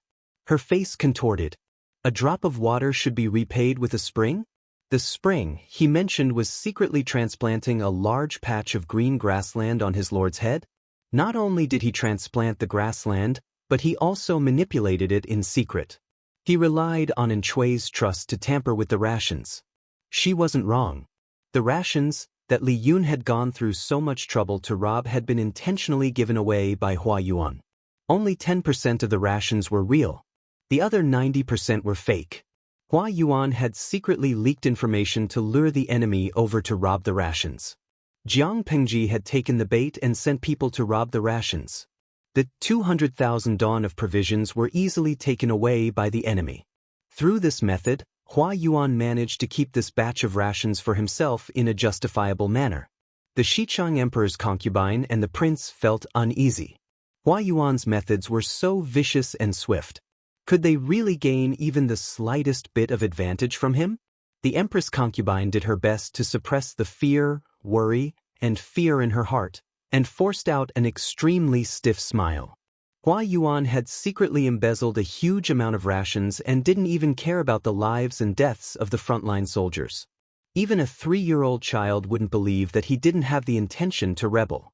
How could I not believe Sir's words? I misunderstood you just now. Although Emperor concubine Xichang said that, no one knew what she was thinking. I'm stupid. I hope you can give me some pointers so that I can understand. You don't know, but the Lord has been looking forward to the child in your womb for a long time. Hua Yuan stretched out his hand and used the back of his finger to caress Xichang's imperial concubine's protruding belly. The imperial concubine was so frightened by his actions that her entire body stiffened. She did not dare to move. Cold sweat broke out on her forehead, and her slender body trembled slightly. It was as if Hua Yuan was not using his finger but a sword to threaten her. Finally, when she realized that Hua Yuan hadn't harmed her, she heaved a long sigh of relief. She faintly felt as if she had escaped from death. Sir knows this child isn't? Hua Yuan retracted his hand and took out a handkerchief from his sleeve to wipe his fingers. His movements were reserved and elegant, as if there was really something dirty on it. The Lord doesn't know, does he? He said indifferently. He doesn't know. The child you bear is his flesh and blood. Emperor concubine shut her mouth because she realized that Hua Yuan's eyes were flashing with murderous intent. If she said one more thing that she didn't dare to say, she didn't doubt that the poison in Hua Yuan's hands would enter her mouth. As if he was murmuring carelessly, Hua Yuan said, "If only this child was a son. The Lord would have a successor." Emperor concubine forced a smile. Even if it's a son, he's just a bastard son. Lang Jun still has a legitimate young master. Because Shui's body was damaged, he could no longer impregnate women. In order to appease the officials who followed him, he adopted a son from a branch family. After many years, this young master had long been recognized by the officials. Everyone treated him as Shui's successor. Even if Emperor concubine Xichang gave birth to Shui's biological son, he would only be a bastard son. He wouldn't be able to compete with the adopted son and nominal son of the legitimate wife. When her child grew up, who knew if Shui would still be alive? After all, there was a lunatic like Hua Yuan on the inside and Jiang Pingji on the outside. Shui was sandwiched between them. No matter how you looked at it, he seemed like a short-lived creature. Even if Jiang Pingji didn't kill Shui, the young master would have grown up after many years. How could a young child be able to compete with him? Emperor concubine Xichang's mind spun. An extremely daring idea suddenly popped into her mind. Could it be? Her eyes widened and she took half a step back in fright. If the poison in Hua Yuan's hands wasn't prepared for Shui, then it was prepared for the young master. If the young master died, Shui would stay at the front lines and be controlled by Hua Yuan. Wouldn't his life and death be at Hua Yuan's disposal? As long as the two of them died, the child in her womb could only be used as a bargaining chip for Hua Yuan to seize power. As expected, Hua Yuan said, "Young master." Side Madam, the Lord values the child in your womb more. He has long had the intention to abolish Li. Abolish Li? Yes, this is indeed the Lord's intention. The young master is a stumbling block for the child in the Side Madam's womb. A stumbling block naturally had to be kicked out. Emperor concubine Xichang felt a chill in her heart. She didn't doubt Shui's ruthlessness. His intention to abolish Li was probably true, but whether it was Shui's idea or Hua Yuan's own decision to poison the young master was debatable. Shui was shameless, but he wasn't brainless. He favored his biological son, but before his biological son grew up, he wouldn't kick out his backup stepson early. An unborn child, no one knew how talented he was and whether he could grow up safely. In summary, this was most likely Hua Yuan's own intention. How can a woman like me understand these things? Everything will be decided by the master. Hua Yuan laughed. That won't do.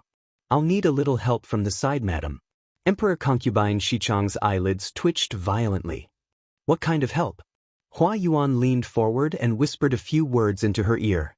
Emperor Concubine's body trembled slightly. Her eyes were filled with shock and fear. As to this matter, her lips trembled and she wanted to refuse, but when she saw Hua Yuan's half-smiling eyes and the murderous intent deep in them, she had no choice but to give in. Everything will be arranged by the master. Emperor Concubine held her stomach with one hand and lowered her head. Hatred and indignation that could topple mountains and overturn seas rose in her heart. It was too unbearable and humiliating to be at someone's mercy. A conspiracy quietly took shape. 2 days later, a spring rain came. The mountain mist was thick and light, and the air was filled with the fragrance of soil and spring rain. The faint sound of horse hooves approached from afar.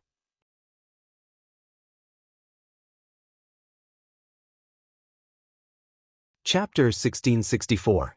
It's a pity that you didn't come hunting today.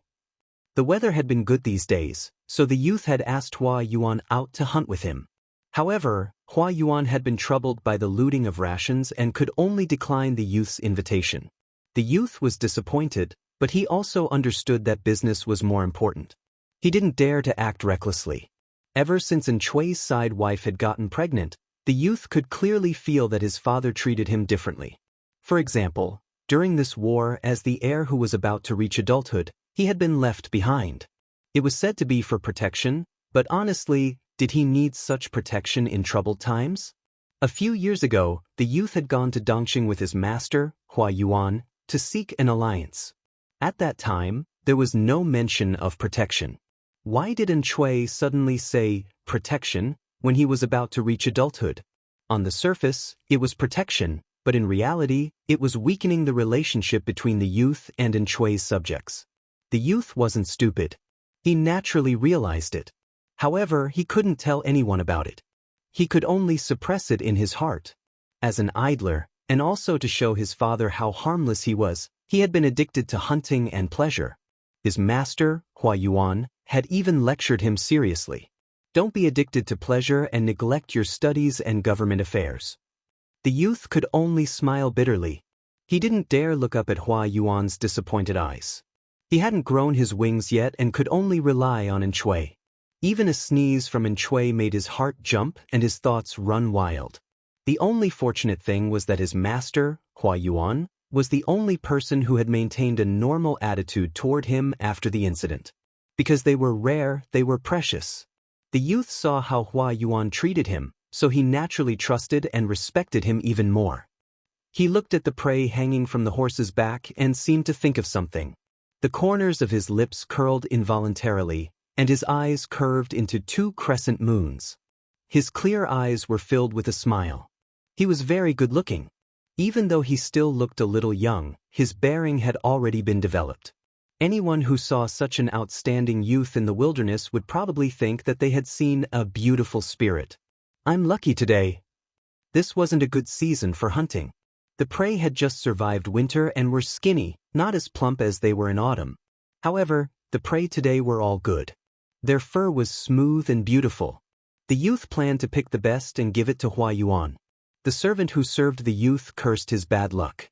He mumbled, "How is it good luck? We've been completely drenched." The youth looked up at the rainwater dripping down from the eaves, brushing the moss green. Although the weather was not beautiful at this time, it did not affect the youth's bright mood. He said with a smile, "It's raining and we've already come across a wooden hut. Isn't that good?" When hunters went hunting in the mountains, those who were lucky could go and return on the same day. Those who were unlucky had to wait patiently in the mountains for a few days. For the sake of convenience, they would build this kind of temporary shelter, and passers-by could also rest here. The young man was in a good mood and did not feel that the rain was inappropriate. The attendant untied the wineskin from the back of the horse and handed it to the youth with both hands. "Young master, drink some wine to warm up your body, lest you catch a cold." The rain came suddenly. Even though everyone found shelter as fast as they could, they were still wet. Their clothes and hair were wet. The young man was of high status. If he fell sick because his attendants did not take good care of him, the attendants accompanying him would be in trouble. The attendant saw the young man take the wineskin and gulp it down. Only then did he feel relieved and turn around to fetch a clean set of clothes. Although the wooden hut was small, it had all the essentials. There was also a lot of dry firewood in the house, just enough to make a fire and boil water for the young man to bathe. The young man waved his hand and said, "Put the clothes aside. I'll change later. I don't want to move now." The attendant put the clothes where the young man could reach out his hand and respectfully stepped back to guard nearby. He did not know whether it was because his alcohol tolerance was too poor, or because the wine today was especially fragrant, but the young man finished the wineskin in a few mouthfuls. His white jade-like cheeks were slightly tipsy, and the drunkenness rushed to his head. Not long after, his white jade-like cheeks were covered with a thin layer of red, and his whole body exuded the unique youthful spirit of a young man.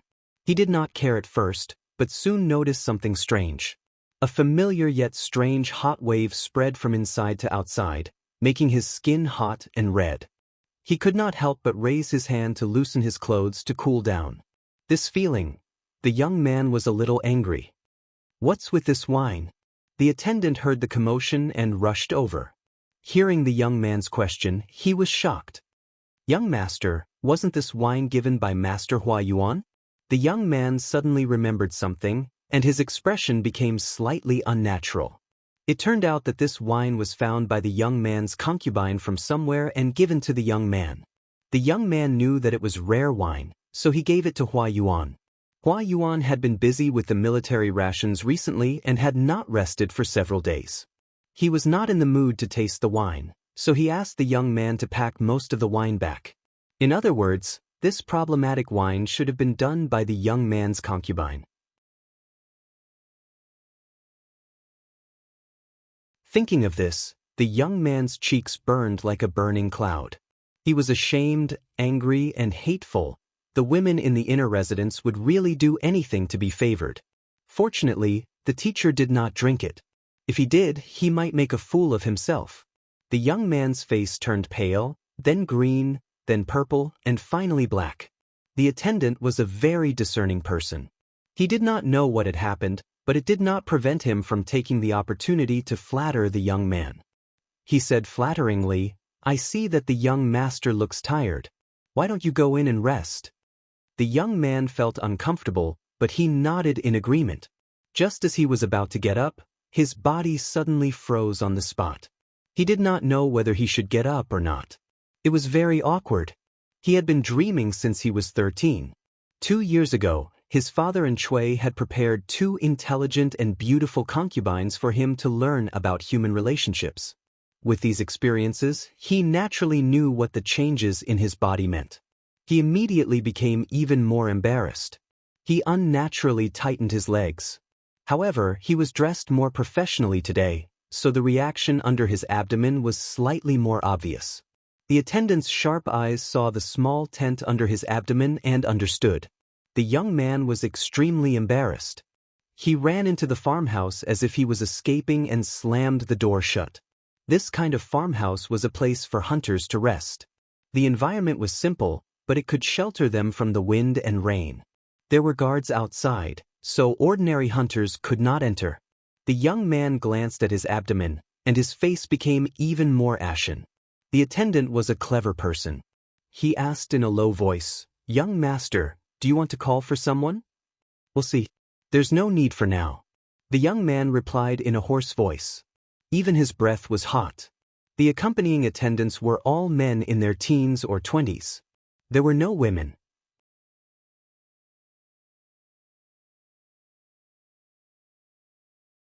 Chapter 1665. Of course, this was not an absolute rule. It was just an unspoken rule. The young man had lived in such an environment since he was a child, so he naturally understood the hints of the servants. He asked someone to prepare cold water for him, intending to soak in it to suppress the rising desire in his body. However, a basin of cold water was not enough. He could not calm down no matter how he tossed and turned. Instead, he was so hot that his whole body was restless. The young man's body was the most sensitive. The tide of passion came violently and violently. The more he endured, the more pain he felt. This was not the way to go on. The young man's whole body was hot, and his consciousness was a little blurred. He seemed to vaguely hear the creaking sound of the wooden door being opened. "Who is it?" the young man shouted in a daze. The person's footsteps were light. As the person approached, a delicate fragrance that almost made him lose his mind surrounded him.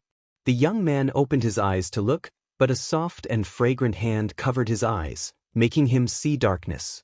"Langdon," faintly, the person's sweet voice sounded in his ears.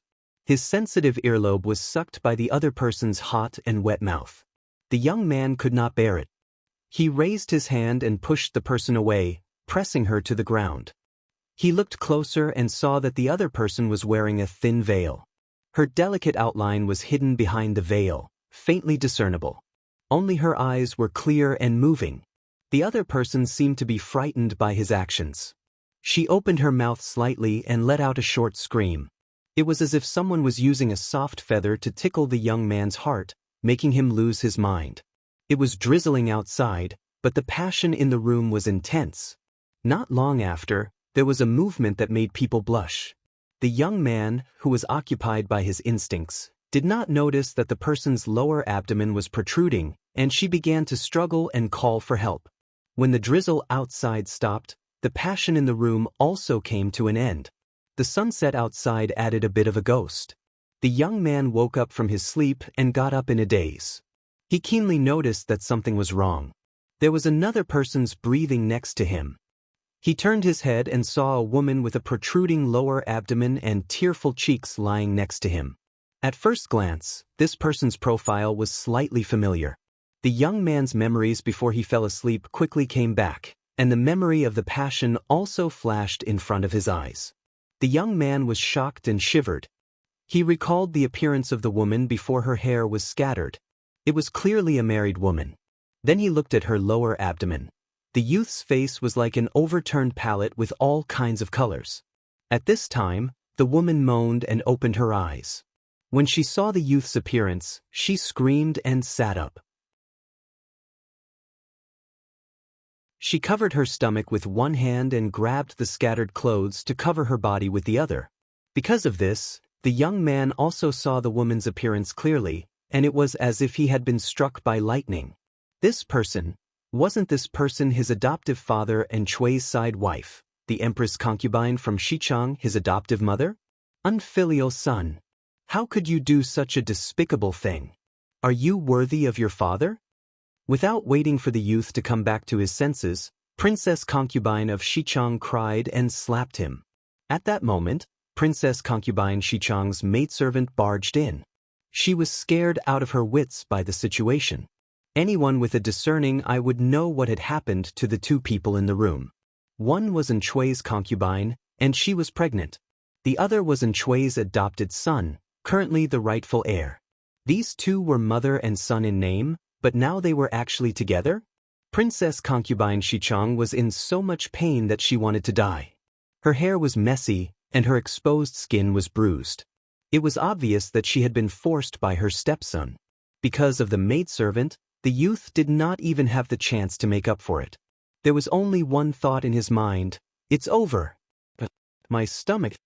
Princess Concubine clutched her stomach, her face pale. Both the maidservant and the youth were scared out of their wits. The maidservant hurriedly wanted to find someone to take a look at Princess Concubine and protect the child in her womb. Nothing could happen to her. The scene was in chaos. The youth's servants had also been attracted by the maidservant's movements. Looking at the chaotic scene, the youth realized that he had missed a great opportunity to salvage the situation. If people knew that he had sex with his father's concubine, and that he had clearly forced himself on her while drunk, he would definitely be finished. Even if he was innocent. At that moment, the youth had already realized that this was a plot against him. He had fallen into someone's trap. Unfortunately, there were witnesses and material evidence. Even if he had mouths all over his body, he could not clear his name at that moment. If the youth had half the decisiveness and viciousness of the mentally ill Hua Yuan, he could have killed Princess Concubine Xichang and her maidservants. Then he could come up with an excuse. As long as there was no evidence, no one would know what he had done to Princess Concubine Xichang. Although the servants knew, They were all the youth's people, so it was easy to clean them up. However, the youth was not Hua Yuan. He did not have the decisiveness to grasp this last opportunity. The price was that this matter would reach his master, Hua Yuan. If Hua Yuan knew, that meant that his adoptive father, Chui, would know sooner or later. Sir, this student is really innocent. The youth could not defend himself. He could only hope that Hua Yuan would believe him. Hua Yuan said angrily, "Innocent? Bullying a concubine's mother is innocent? How many people saw what you did?" The youth's face was pale. Hua Yuan said, "I've already dealt with most of the blabbermouths who knew. This matter should be handled by the Lord herself." The youth panicked when he heard this. If Chui knew, he would definitely die. "Sir, why won't you listen to me? You raised me personally. How can you not know what kind of person I am? How can your student be worse than a beast?" The youth knelt on the ground and cried. This student was really set up. That pot of wine was drugged by the lowly servant in the backyard. Also, the concubine mother appeared at a very suspicious time. It must have been her. "You're so stupid." Hua Yuan rebuked him angrily. "She is pregnant with the Lord's son. Even if she sees you as a thorn in her side, she has to wait until after the baby is born. What benefit does she get from setting you up now? But because of you, the fetus in her womb is showing signs of instability.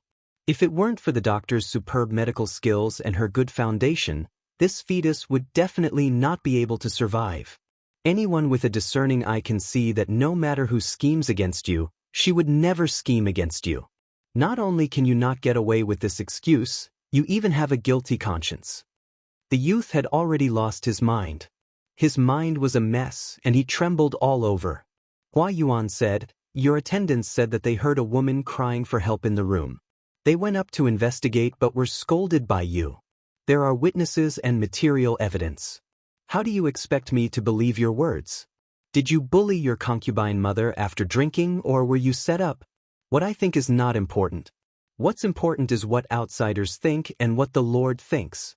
I will tell the Lord the truth and see what the Lord decides." The youth's lips turned pale. "Sir, Father, will never forgive this student. I don't want to die yet."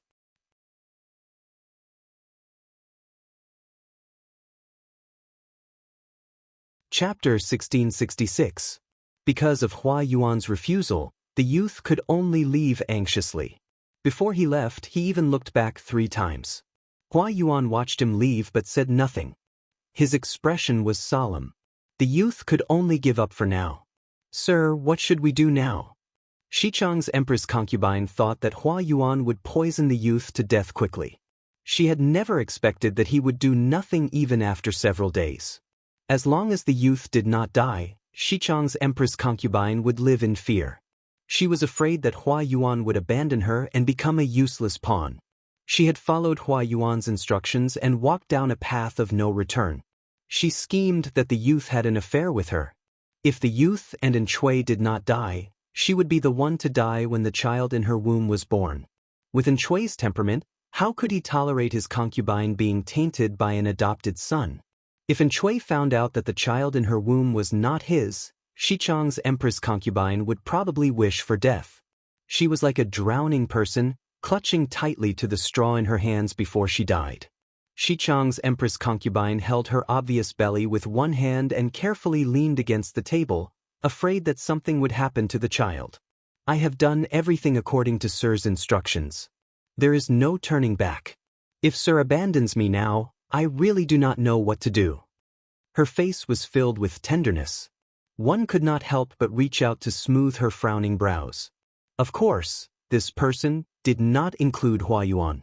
This lunatic had a heart of stone. "I know," Hua Yuan said coldly. He had no intention of giving a precise reply. "Sir, I am worried that a long delay will bring trouble. Although the young master is young, he is still a child personally raised by Sir and Chui. If he is not eliminated quickly, he will be a disaster." Xichang's empress concubine did not forget to flatter Hua Yuan. "Also, my pregnancy has been affected because of that matter. If he takes this opportunity to harm me, I will be so worried that I will not be able to sleep at night. She had only dared to plot against the youth according to Hua Yuan's instructions because the appearance of the fetus was already stable. In order to pretend to be more realistic, some of the struggling movements were inevitably more violent. The youth had also lost his rationality under the influence of the drug, and his movements were rough. That young and strong body made her suffer greatly, and even her stomach began to feel uncomfortable. Only then did she panic. Under Hua Yuan's threat, she had already thrown caution to the wind. However, if the youth didn't die, she would never be at ease. She could only urge Hua Yuan to take action again and again. How could Hua Yuan not know what she was thinking? Hua Yuan's lips curled into a cold smile. There's no rush. It's almost there. Emperor concubine Xichang pressed, "What do you mean by, not in a hurry? How soon is it? As long as he lives, I will live in fear." If she could, she would love nothing more than for Hua Yuan to pinch the young man's chin and pour poison into him. That way, all troubles would end once and for all, and there would be no future troubles. Hua Yuan snorted and did not answer. Xichang's princess concubine saw his unhappy expression and immediately came to her senses. She regretted being too impulsive. "I'm just worried." "I'm not doubting you," she explained dryly, trying to salvage some of the situation so that Hua Yuan wouldn't be in a bad mood and pour all his dirty tricks on her. "There's no need to worry." Hua Yuan's expression softened slightly as he said, "The time is ripe." This answer put Xichang's princess concubine's worried heart back to its original place. She and Hua Yuan had the same interests. At present, they were two grasshoppers tied to the same rope. If anything happened to her, Hua Yuan would not be able to escape. Reality proved that her worries were unfounded. Hua Yuan, that maniac, would definitely be able to scheme against anyone. The young man was still too young. In terms of skill and scheming, how could he compare to the scheming and maniac Hua Yuan? Xichang's princess concubine thought that Hua Yuan had not taken action, but that was not the case. Hua Yuan had taken action. However, he did not harm the young man's body, but his mind. He suppressed his will and destroyed his psychological defenses, forcing the young man to lose all will to live in his panic. Finally, he consumed the poison that Hua Yuan had gotten someone to deliver to the young man. On this day, the night was dark. The moon was hidden behind the dark clouds, and the stars were dim. Hua Yuan stood under the window in a daze with his clothes draped over his shoulders. He was not in the mood to sleep. There was a letter on the table beside him. This letter had been delivered by the young man's attendant several hours ago. Because it was not personally delivered to Hua Yuan only saw it after he was done with all his work. The contents of the letter were not very useful. It was just the last cry of a desperate and dying young beast. When all was silent, a flurry of hurried footsteps could be heard from afar. When the other person ran closer, Hua Yuan could still hear the other person's heavy breathing. He looked at the approaching person with an indifferent expression, his brows slightly furrowed. Hua Yuan asked unhappily, "What's the matter?" The servants in the residence were all well-mannered. They served Hua Yuan carefully and would not run loudly under normal circumstances. However, at this moment, they did not care about the rules. One could imagine how sensational the news brought by the servant was. "Master boss, something bad has happened." The servant caught his breath and said breathlessly, "The young master is dead." "Dead?"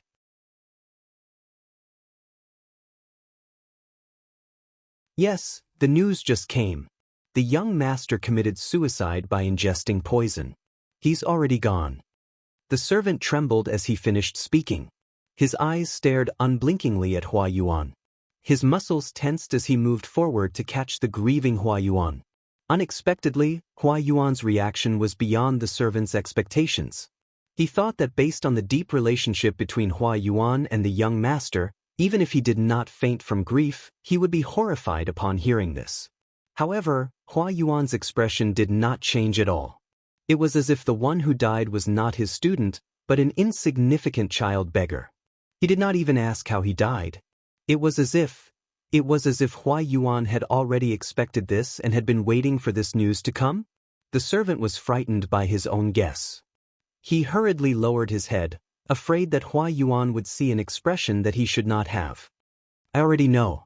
You may leave and prepare the clothes. The young man's death was no different from an earthquake to others, but it was within Hua Yuan's expectations. His indifferent gaze turned to the letter on the table, and the corners of his lips curled up in silent mockery. Stupid. This was Hua Yuan's evaluation of the young man's death. If he was not stupid and weak, how could the young man not know who the real person was? Before he died, he even wrote to him. His words were sincere and every sentence was filled with remorse. He said that he had let down Hua Yuan's many years of teaching. Now that he was gone, he asked him not to grieve for an incompetent and unfilial student. The victim's suicide note to the murderer was so sincere. It was really ridiculous. He's destined not to live. It's clean now that he's gone. Hua Yuan felt a little regretful. The young man was taught by Hua Yuan, but his ambition was not big enough. You're tuning in to the Wang Lin's Journey YouTube channel. Don't forget to subscribe and join us on this journey to catch the most captivating stories.